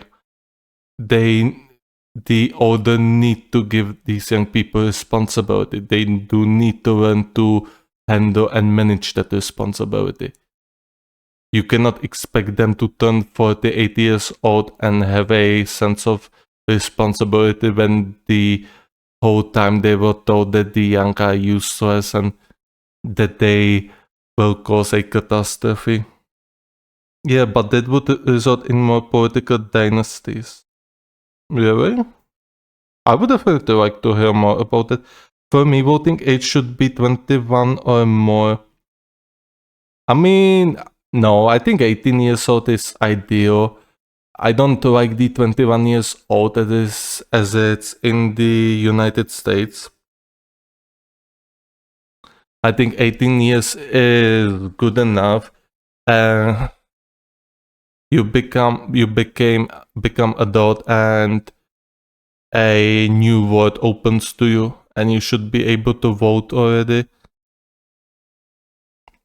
And even you should be even allowed to drink alcohol. I mean, it's up to the individual to decide if he's going to be an alcoholic or not. I know some people might become addicted to it. However, I guess it is hard for me to say because I drink alcohol. However, I never really became any fan of it. I also tried the weed, marijuana, and I also did not find it really any entertaining.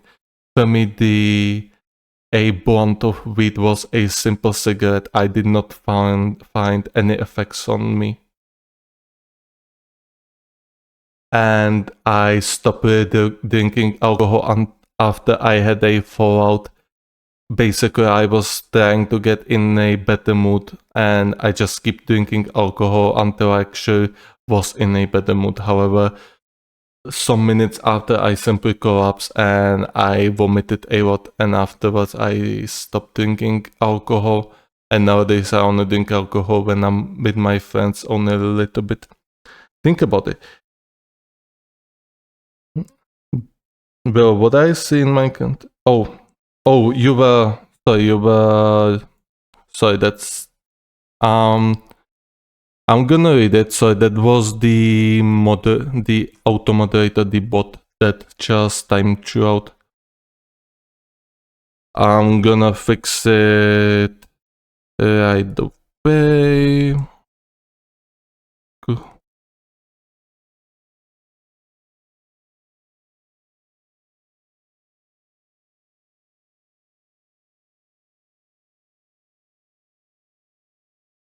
Fuck. Oh, sorry. I typed it wrong. Sorry about that. Globalize my agenda size 69. There you go. You should have a remote. No need. He's the second person, or she's the second person that has been here. But I'm gonna read it. Think about it. You have to know a person to vote for him. And with those formats, new candidates will have further time to get public to know them. So people will vote for people with the same last name as the politicians they liked once. I guess that makes sense. However, in the current state of the United States,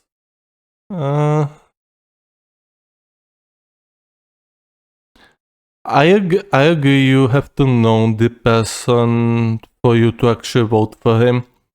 However, most of the time nowadays, people simply vote for the candidates based on the ideological reasons. So about the timeout, but that.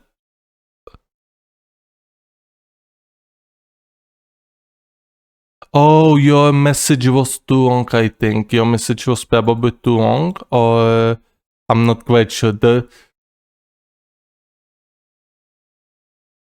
reason it gave me was I'm just gonna. There you go. Just timed you out with the reason who asked. So I think it was the length of the message or caps. However, you did not have any caps here or many caps at all. So it was probably the length of the message that got you timeouted. I put it there simply because, hey, you never know when a spam bot appears in your chat and starts writing a long messages. And you said, well, what I see in my country, people who is 18, they vote for the bad groups. I mean, that is the responsibility of the young, and that comes down to the parenthood. If their parents are poor, then the young are also going to suffer. You still here? I hope he is. That is the problem of the parenthood now, isn't it?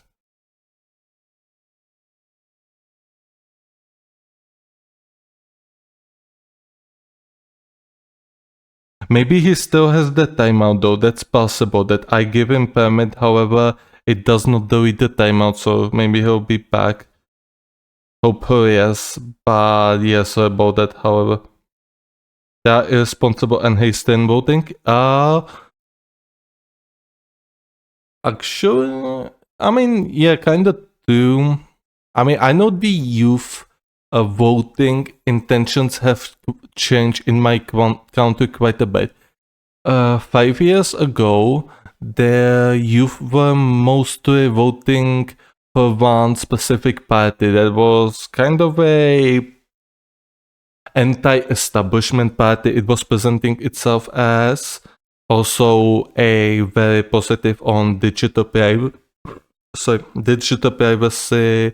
you know, your user privacy, and that sometimes later they became the part of the ruling coalition, and afterwards their appeal as anti-establishment has faded, and they have not been able to achieve much simply because, well, they made a coalition with other party, and that other party kind of screwed them over, so the entire nation was laughing at them because they got only 4 mandates, but well, in reality they should have had at least 25. Finally, I'm free. Yes, sorry about that. I mean, that's probably was the length of the message. I have maximum limit about the number of characters you can post in one message. We have the Iraqi Communism Party. We also have a Communism Party, and it is gaining voters. And I do not like it much. Actually, in the European election, in the European Parliament election, our Communist Party almost got 10% votes. I was not very happy with that. That a communists got almost 10% votes. And yes, these communists in our country and the communists, they used to be under the rulership of the Soviet Union. Nowadays, they are pretty much populists. However, they still have that communist name, and they still represent that communist party, and they still are old. So I do not for a second believe they have changed. The reason the voting age shouldn't be 21 because the young people already don't vote. Now, is that a true though? Okay. How many young people vote in the United States? What state?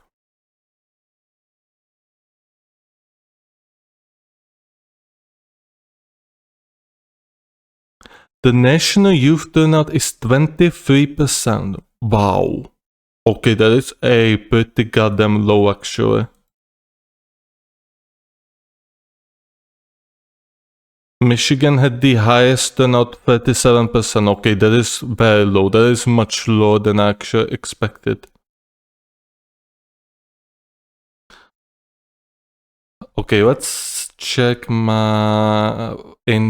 let's say Germany now. Germany.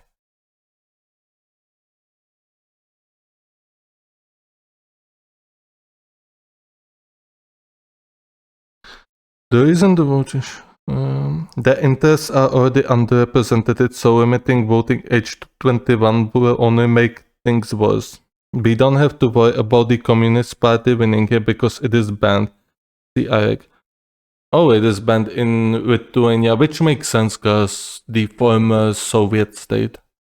Youth participation in representative day. Okay, here, Bundestag election. I reject. And you cannot stop me. Voter turnout 21 to 29 years old. The voter turnout was 76.6%, which was a slight increase compared to 2017. The largest group of voters, 80%, were those aged 50 to 59. Oh yes, those elder people are very disciplined when it comes to voting. They always come and vote, which is true. Like if you compare the youth to the older people, they always vote. And I remember there was a statistic about young people voting for the European Parliament election in our country. However, I do not have the screenshot and I'm too lazy to find it. Yep, can't have anything communist here.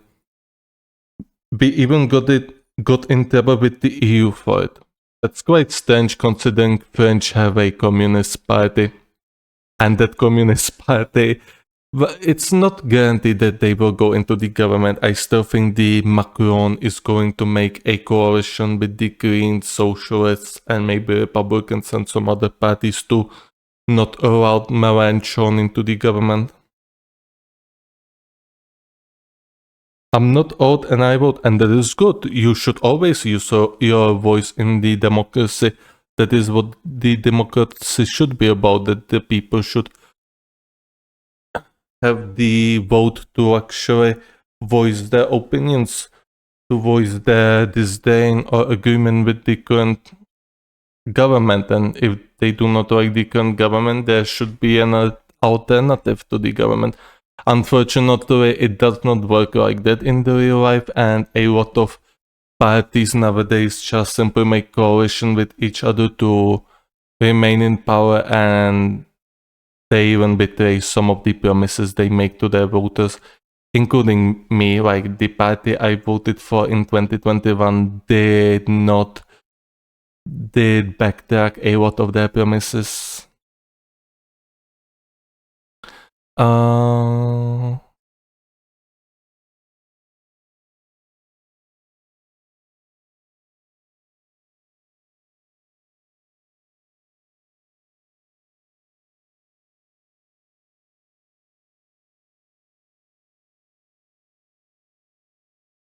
Funny thing, Saddam Hussein used to have 99.8% of votes every 4 years. Oh, so he was doing even better than Putin now.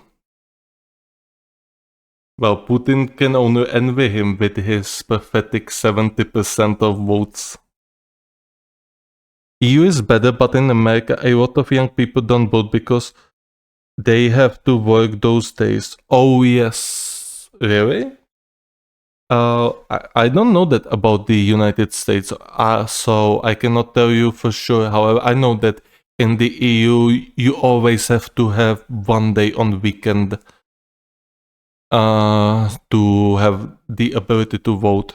That's for the working people.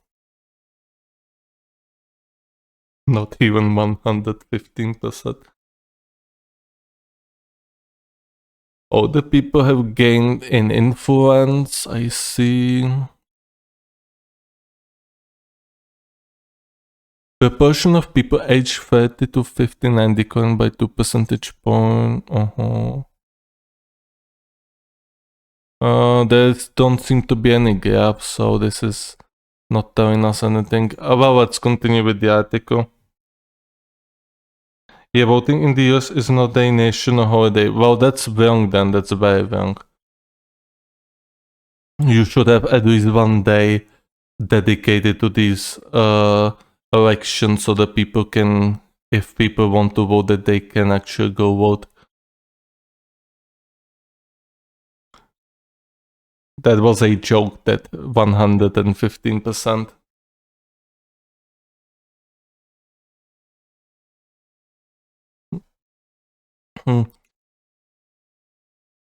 Biden has rebuffed calls to sit for a cognitive test, often saying that the rigor of the presidential office is enough of a test. He has also maintained that he intends to stay in the race and wrote of the debate showing as a bad episode. And you can get fired if you skip work to vote.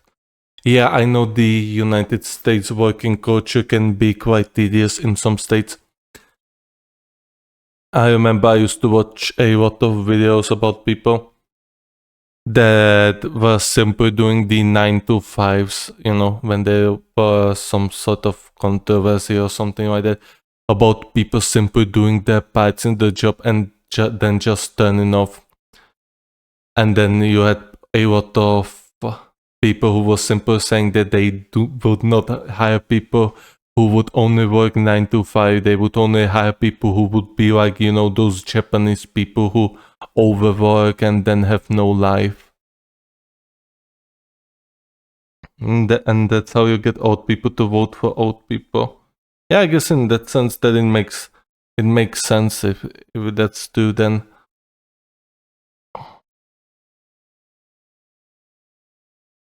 I guess that also makes sense why in 2020 there was so much of ballot voting now.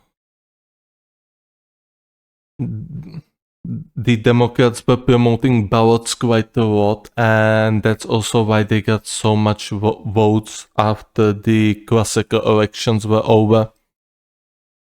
So the ballots also provide a new way of voting.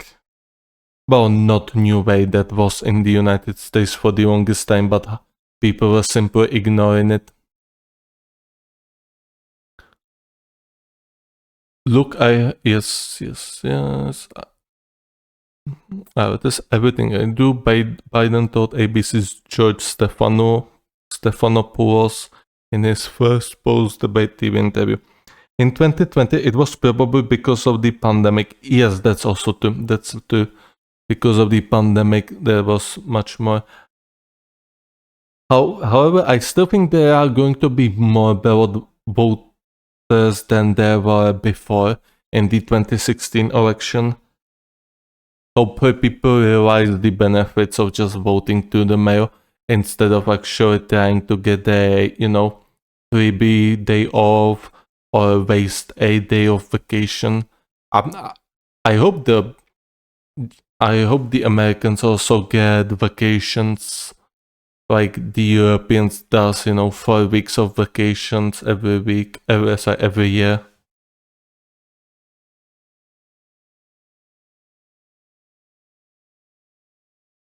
In Iraq is a whole week.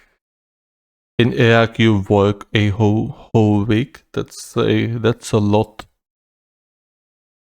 Like for me, I'd say the 5, 8 or the 30 hours per week is enough. If you need more money, then obviously you can take an extra hours in your job, and you should be also compensated appropriately with some bonuses.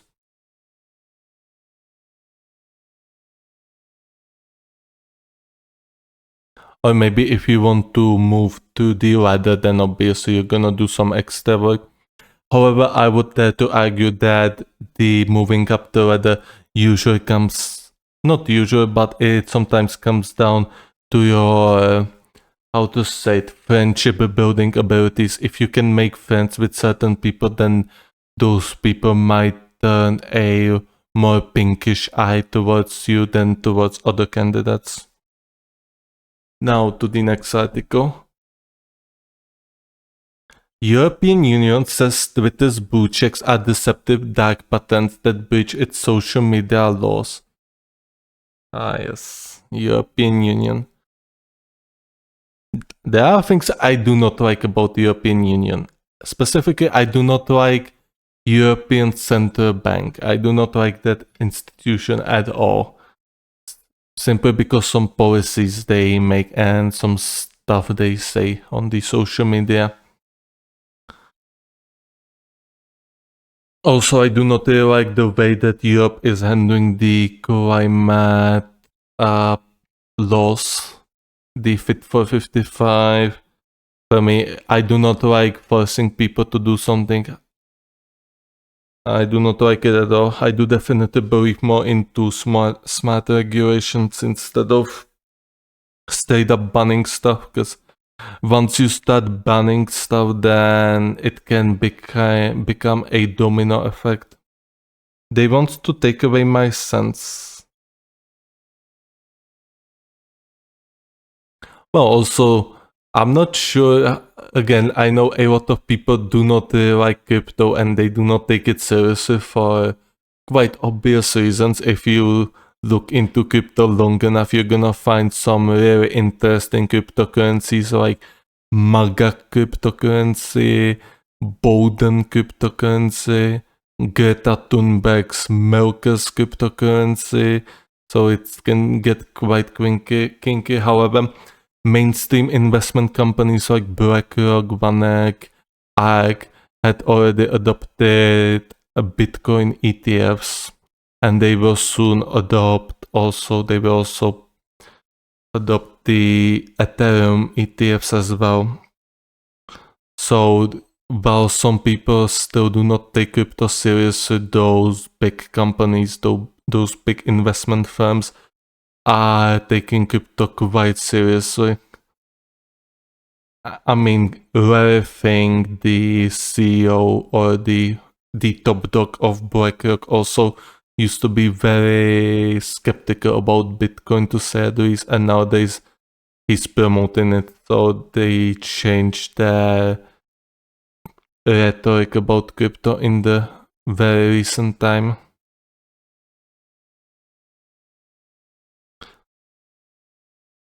London AP, the European Union said the blue check marks from Elon Musk's Twitter are deceptive and that the online platform falls short on transparency and accountability requirements. The first charges against a tech company since the blog's new social media regulations took effect. The European Commission outlined the preliminary findings from its investigation into Twitter, formerly known as into X, formerly known as Twitter, under the 27 Nations Block Digital Services Act. We have to pay for our plastic bags now. I hope the planet enjoys that. Yeah, I mean, also the caps on the plastic bottles. If you know, the new thing that they added to the plastic caps, and they were arguing that the way that it was before, that it was the people were just taking off that small ring in that cap and they were throwing it away. Well, now you're gonna have way more smaller parts that will be there for animals to actually eat. And yeah, so I mean, I dare say this is even worse than it was. Those goddamn buttercups. I'm actually gonna show you the image. EU border cap regulation. Maybe? Yes, this thing. Concern. This thing. The idea. Even though it's much worse nowadays. I know, but you can just rip it off. Yep, that's what I'm talking about. That if somebody wants to pollute the planet, then they're just gonna rip it off, and now they're gonna have even some smaller pieces there that are attached to it, and they can just throw it away, and it's going to be probably much more dangerous for the animals than it was before. I mean, both are dangerous to the animals, however, now you're gonna have even smaller pieces. It's not that bad. I mean, yes, but I mean, I don't really like when people throw out the garbage, the waste. They just to the forests and stuff like that. I mean, like how they were planning to get rid of 1 and 2 cent coins. I do not know about it.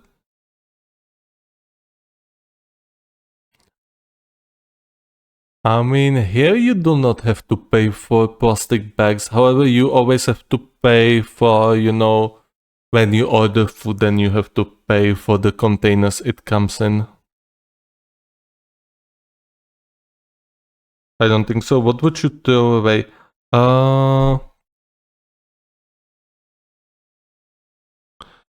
yeah, that's inspired by the deny. So, okay, I'm not sure if you see it. I'm gonna zoom it.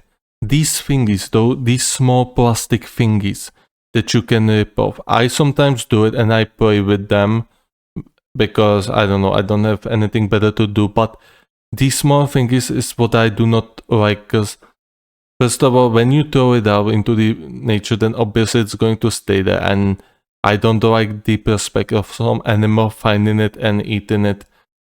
But whilst instead previously you only have this one big plastic ring that you could have thrown out. Obviously some people might have cut it, however, most of the time I would imagine they would just simply throw out the big plastic ring.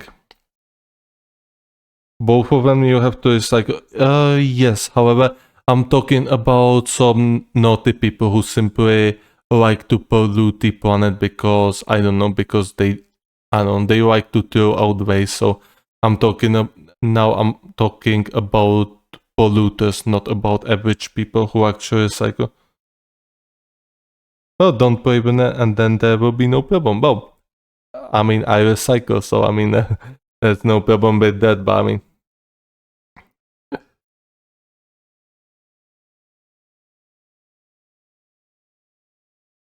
So I mean, I was talking about these tiny little pieces here. The rulebook, also known as DSA, is a sweeping set of regulations that require platforms to take more responsibility for protecting their European users and cleaning up harmful or illegal content and products on their sites under the threat of hefty fines. I ain't throwing away my 10 cents. Well, some people do. Unfortunately, some people do.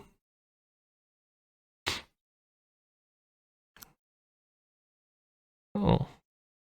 On the sites, under hefty fines. I mean, Twitter is a toxic cesspool, and the fact somebody calls it the hashtag one news source is a joke. I sometimes do the mistake of going into my homepage of Twitter and I just see random people giving out one of the worst takes I have ever seen, and it always gives me a headaches watching it. So I mean, I only go to Twitter when I want to ruin my mood, or if I'm looking for Twitter bizarre posts for my Twitter bizarre part of the stream, which I'm not doing today. And then the hobo picks it up and it's going, we don't have hobo problems here, so we don't have homeless problems here, so I cannot relate. Although when I was studying on the high school, I sometimes saw hobos when I was going to the train for a way back to home. I sometimes saw some hobos going to the garbage. Going to the garbage looking for, I don't know, food or anything like that.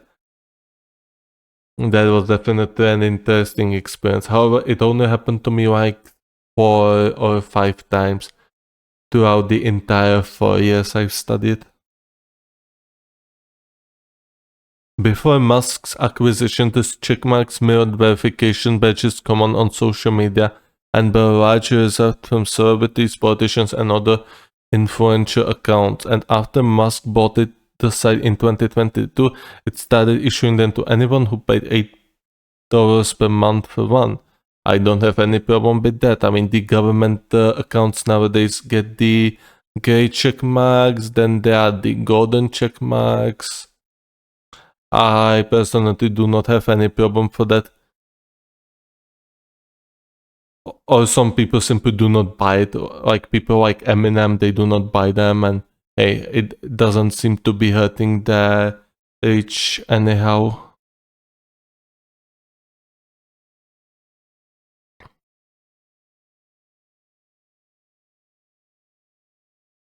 And Eminem has once again done it and pissed off the right wingers, which is quite funny because I know a lot of right winger content creators were praising him for the song Houdini, and after he dropped the a little bit of verses on Camden's Owens, they were suddenly trash talking him, calling him a 13 years old boy, calling him boshed. So that was very funny.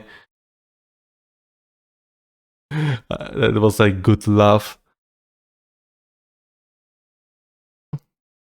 If I knew the name of the meme of the cartoonish, where they are basically cartoonish characters of like Discord moderators, Reddit moderators, all these stereotypes, I would have created probably one, but I don't know where to find it. The European Commission offered Twitter an illegal secret deal. If we quietly censored speech without telling anyone, they would fine us. They would not fine us, he wrote on the site. The other platforms accepted the deal, Twitter did not. He did not provide further details. Censored speech... I mean, as I said,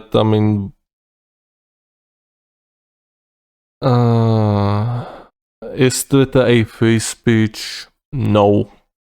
No. I understand people think of free speech of being able to say the N-word. I know some people are just so dim-witted. However, I did see that Twitter definitely remove some posts as well. Funnily enough, the only... Okay, let's not go there. That would be very unprofessional to go there. However, I saw an instances where Twitter did remove a opinion posts who weren't like going for anything brutal or anything like that. So, yeah. I'm not going to go any further detail because that would spark a debate I don't want to have about a certain group of people. An email request for comment to Twitter resulted in an automated response that said, "Busy now, please check back later." Its main spokesman reportedly left the company in June. Back in the day, blue checks used to mean trustworthy sources of information. No. No. No. Trustworthy sources of information. No. European Commissioner Thierry Breton said in a statement, now with Twitter, our preliminary view is that they deceive users and infringe the DSA. If you believe anything you see on Twitter, then that's your problem. You should always take it with a grain of salt, anything you see on social media. For instance, the Assassin Sniper situation. People just joined the bandwagon, although this time she was innocent. I understand she had a past record of some really nefarious actions, however, presumption of innocence. Some people did not follow it. They jumped the bandwagon, they did not get enough data, and it turned out that it was just some random company acting on her behalf when they were not acting on her behalf. They were falsely acting on her behalf, and she got a lot of shit for that. She did not know about it. Some people actually apologized to her, luckily. I'm gonna close this.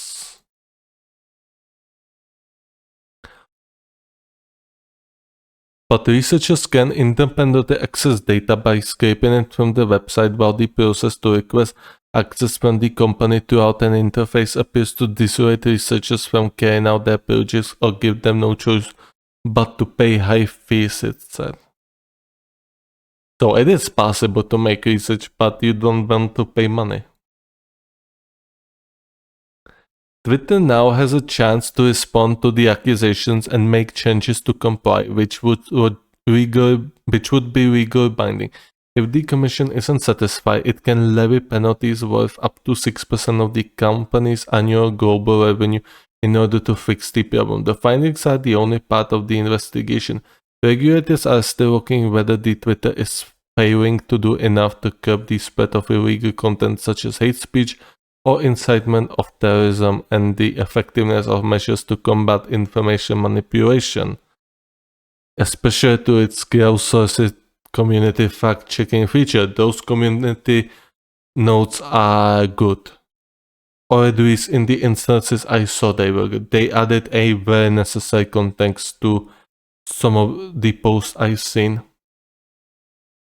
And they made some posts that seemed really bad to actually not that bad when they added some hidden context. So those community notes are definitely a good thing.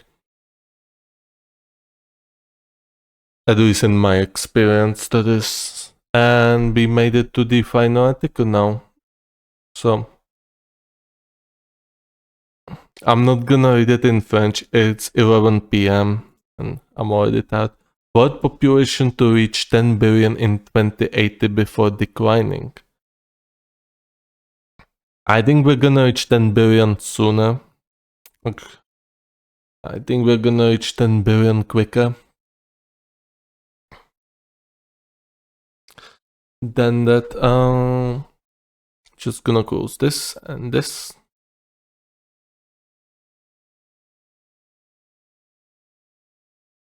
The world population is expected to peak at 10.3 billion in 2018, according to the UN. It is expected to experience a more pronounced deceleration than expected. The deceleration will be steeper than expected. The world population will peak at 10.3 billion in 2018, before starting to decline, according to a UN report on global demographic terms.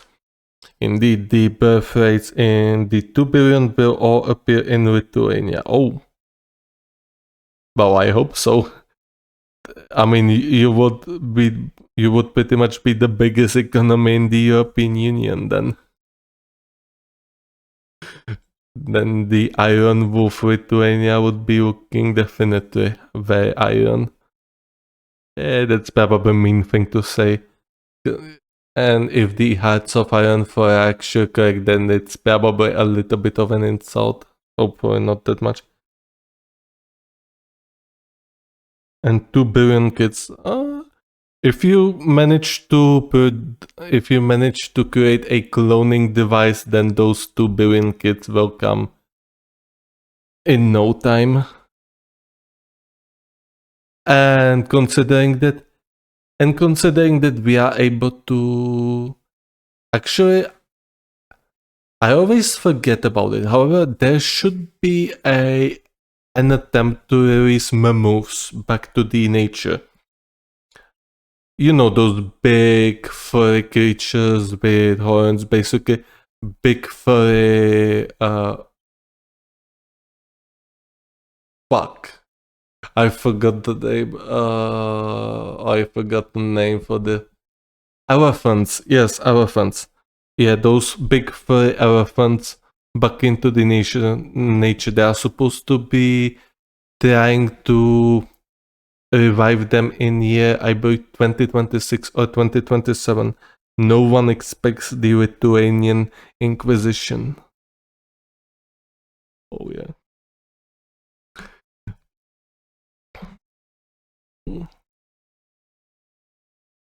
According to this study, by the UN department, we read that around 10.3 billion in the mid-2080s, it should then fall back to 10.2 billion around 2100, or 700 million less than the projections made in June 2013. Less than 10% of the battery. My battery might run out, so I might not be able to actually respond.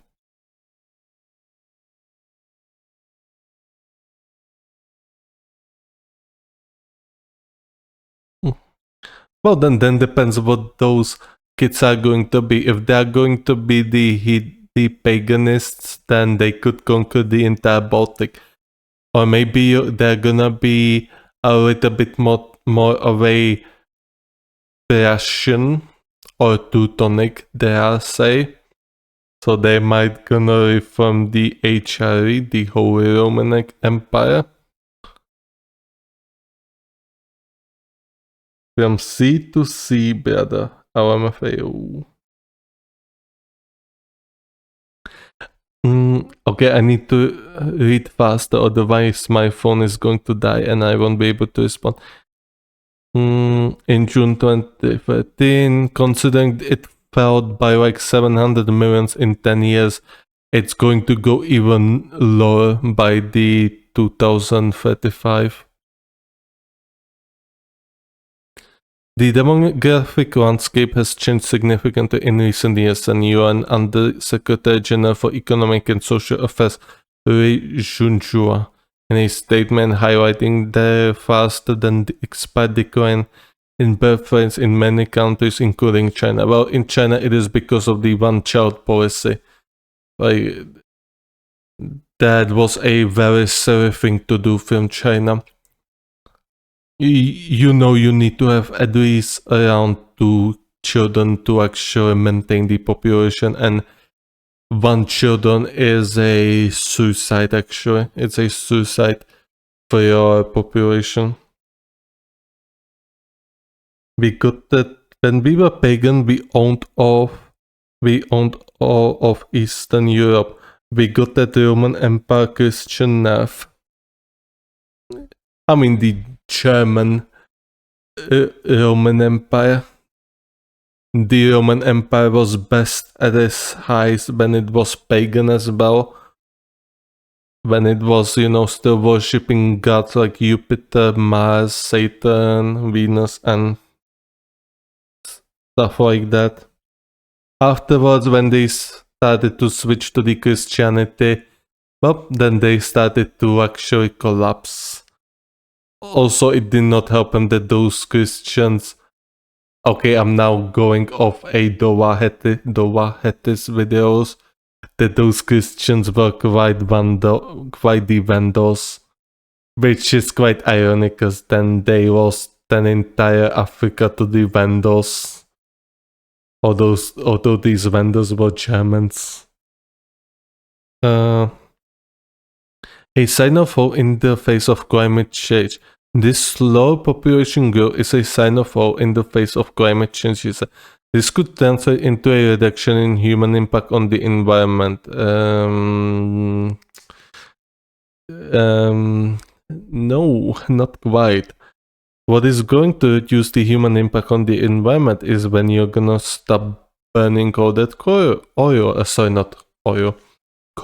and when you're gonna stop using so many of the fossil fuel engines and actually switch to something other. Yeah, and we were at our highest when we worshipped Pekunas, Berenas, Dievas, Gemina, Laima instead of just Dievas. Yep, those ancient Gauss buffs. Well, the Christians took away your buffs, and yep, everything else is just history. More than quarter of Earth's population lives in one of the 63 countries where the population has already reached its peak, including China, Russia, Japan, and Germany. According to the report, about 50 other countries are expected to join this group in the next 30 years, including Brazil. Sorry, I yawned.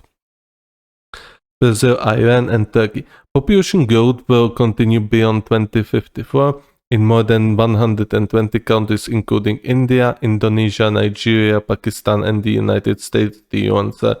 I think United States birth rates are already also below 2 in the reproductivity rates. However, they are still gaining more people from migration. The decline in mortality interrupted by the COVID-19 pandemic, which has risen with an average life expectancy of 73.3 years in 2024, which is expected to reach 77.4 years in 2054. As a logical consequence, aging of the world population is increasing towards the end of the 2070s. Okay, so that was ugly. That was a very done scheme. The number of people over 65 expected to be 2.2 billion will exceed that of those under 18 according to this. I don't know why, but I always do that though.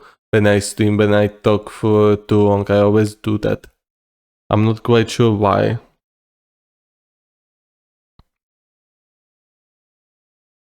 Yep, that is going to be probably the case.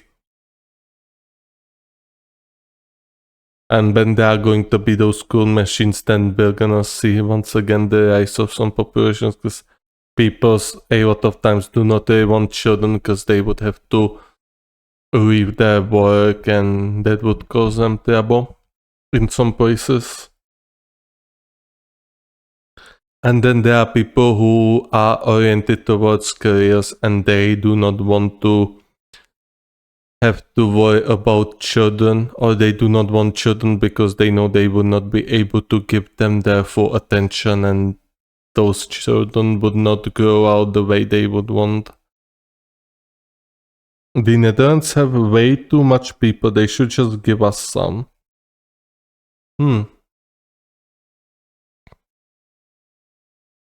I mean, the Netherlands are kind of going under the water, so I mean, it wouldn't hurt them much.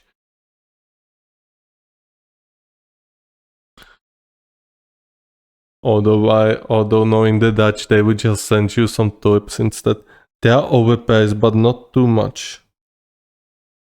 The property prices aren't too overpriced. Well, in our country, they unfortunately are. Even the flats are overpriced, or the apartments.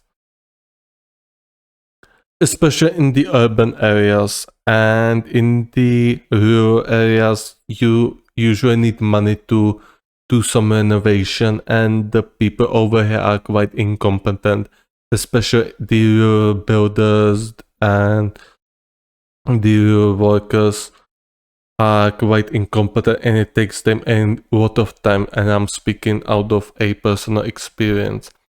Like, the guys have been working on my rooftop for over 1 month now. Funnily enough, it took them 1 day to take the rooftop down and 1 day to finish half of the rooftop. However, suddenly it took them like 2 weeks to finish the remaining 50% of that rooftop. If we had the population density of the Netherlands, we were 30 million people. Wow.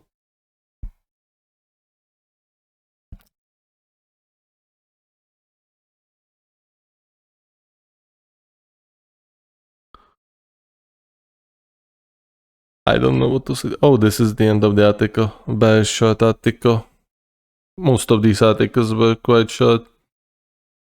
So I'm gonna check Twitter real quick. I'm gonna set the screen.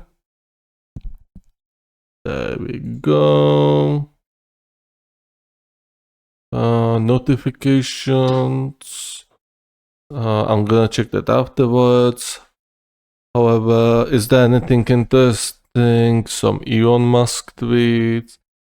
Oh yes, Mr. Beast dropped a new video about 50 influencers fighting for $1 million.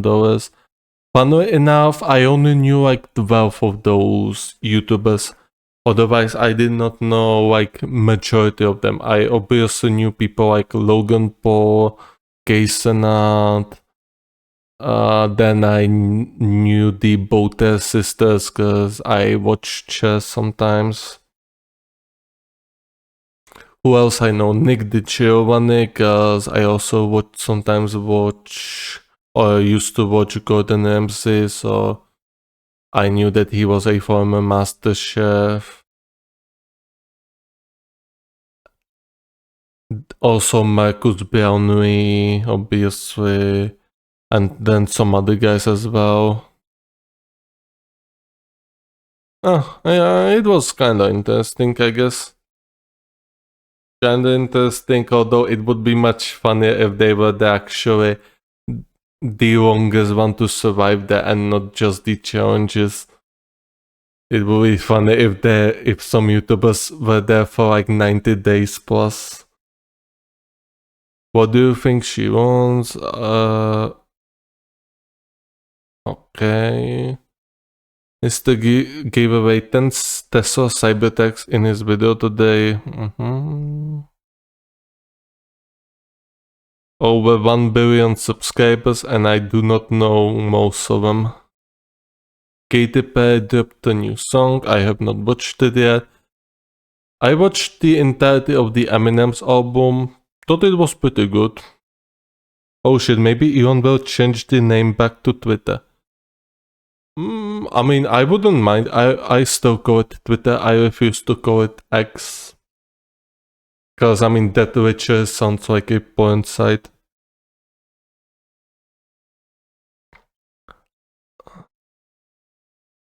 I wonder if Twitter is on this... Well, I don't think it's on the same level as 4chan boards. However, it's not really that much better. He asked if he should do it.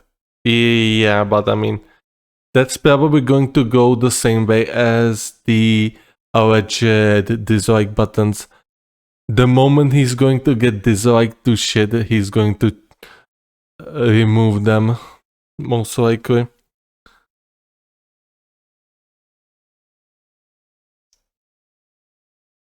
It's a porn site. I mean, luckily I do not get any porn content on my homepage.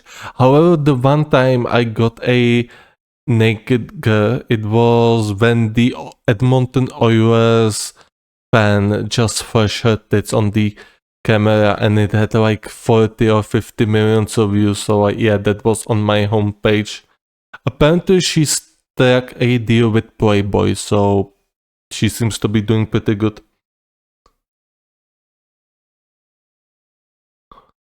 And yes, I show Speed. He's been also a lot on my Twitter feed because, I mean, hey. Probably because I watched the Euros and he also travels to the Euro matches. So I get him on my home screen.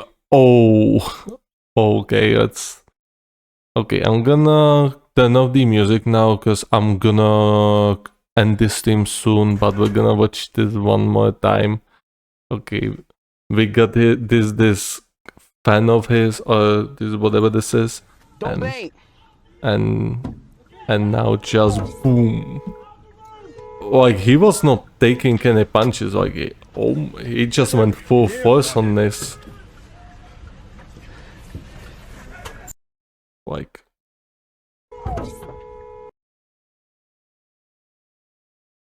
Did you see him get attacked in Norway? I saw screenshots. I did not watch it because I simply did not want to stomach it. Not that I have any bad stomach for violence, but I simply did not want to watch it because I would get very angry about humanity. Probably because of that. Yeah, that's also possible. I know there was a lot of people around him when he was walking around Prague, so his security must have been really stressed out the entire time. People were calling them a zombie horde. I did not watch this stream, so I cannot confirm it. Highway hypnosis? No. We need to ban Eminem from ever rapping again. Read this by out loud. Amei Are. Yes, it is. Got many essays. Yeah, Jesus. Some people really do not. If Elon Musk releases a phone that doesn't collect your data, would you buy it? I have a Chinese phone and I'm very happy with it. Xiaomi is a great brand with great phones. And they are very affordable phones as well.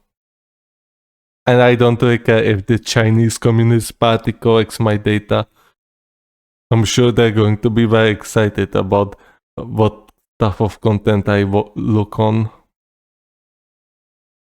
Yeah, all that Twitter.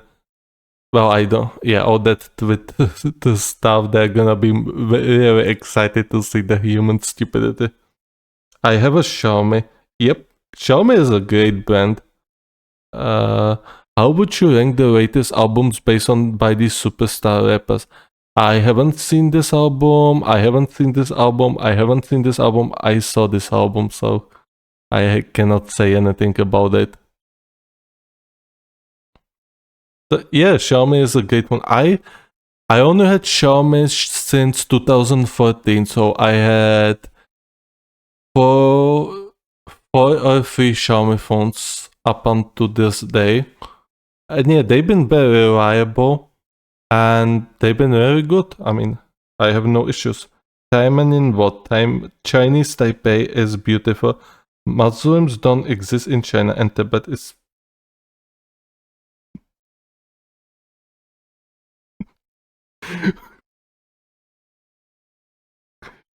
Ooh.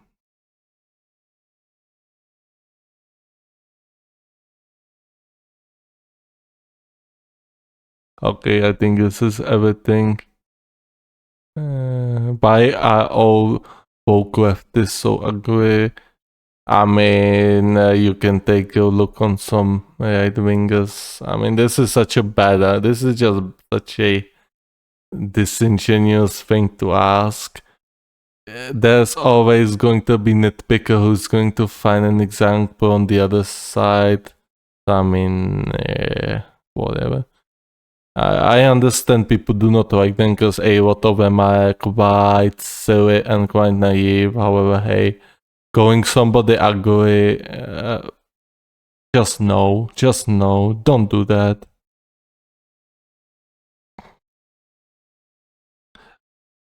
Obviously, if you call somebody, if you voice concerns about somebody's, weight, if he's obese, then obviously, yes, come on. Like, I think weight-wise, there should be limits of what is acceptable in terms of health in both obesity and anorexia. Every time I say this, is my graphics improve.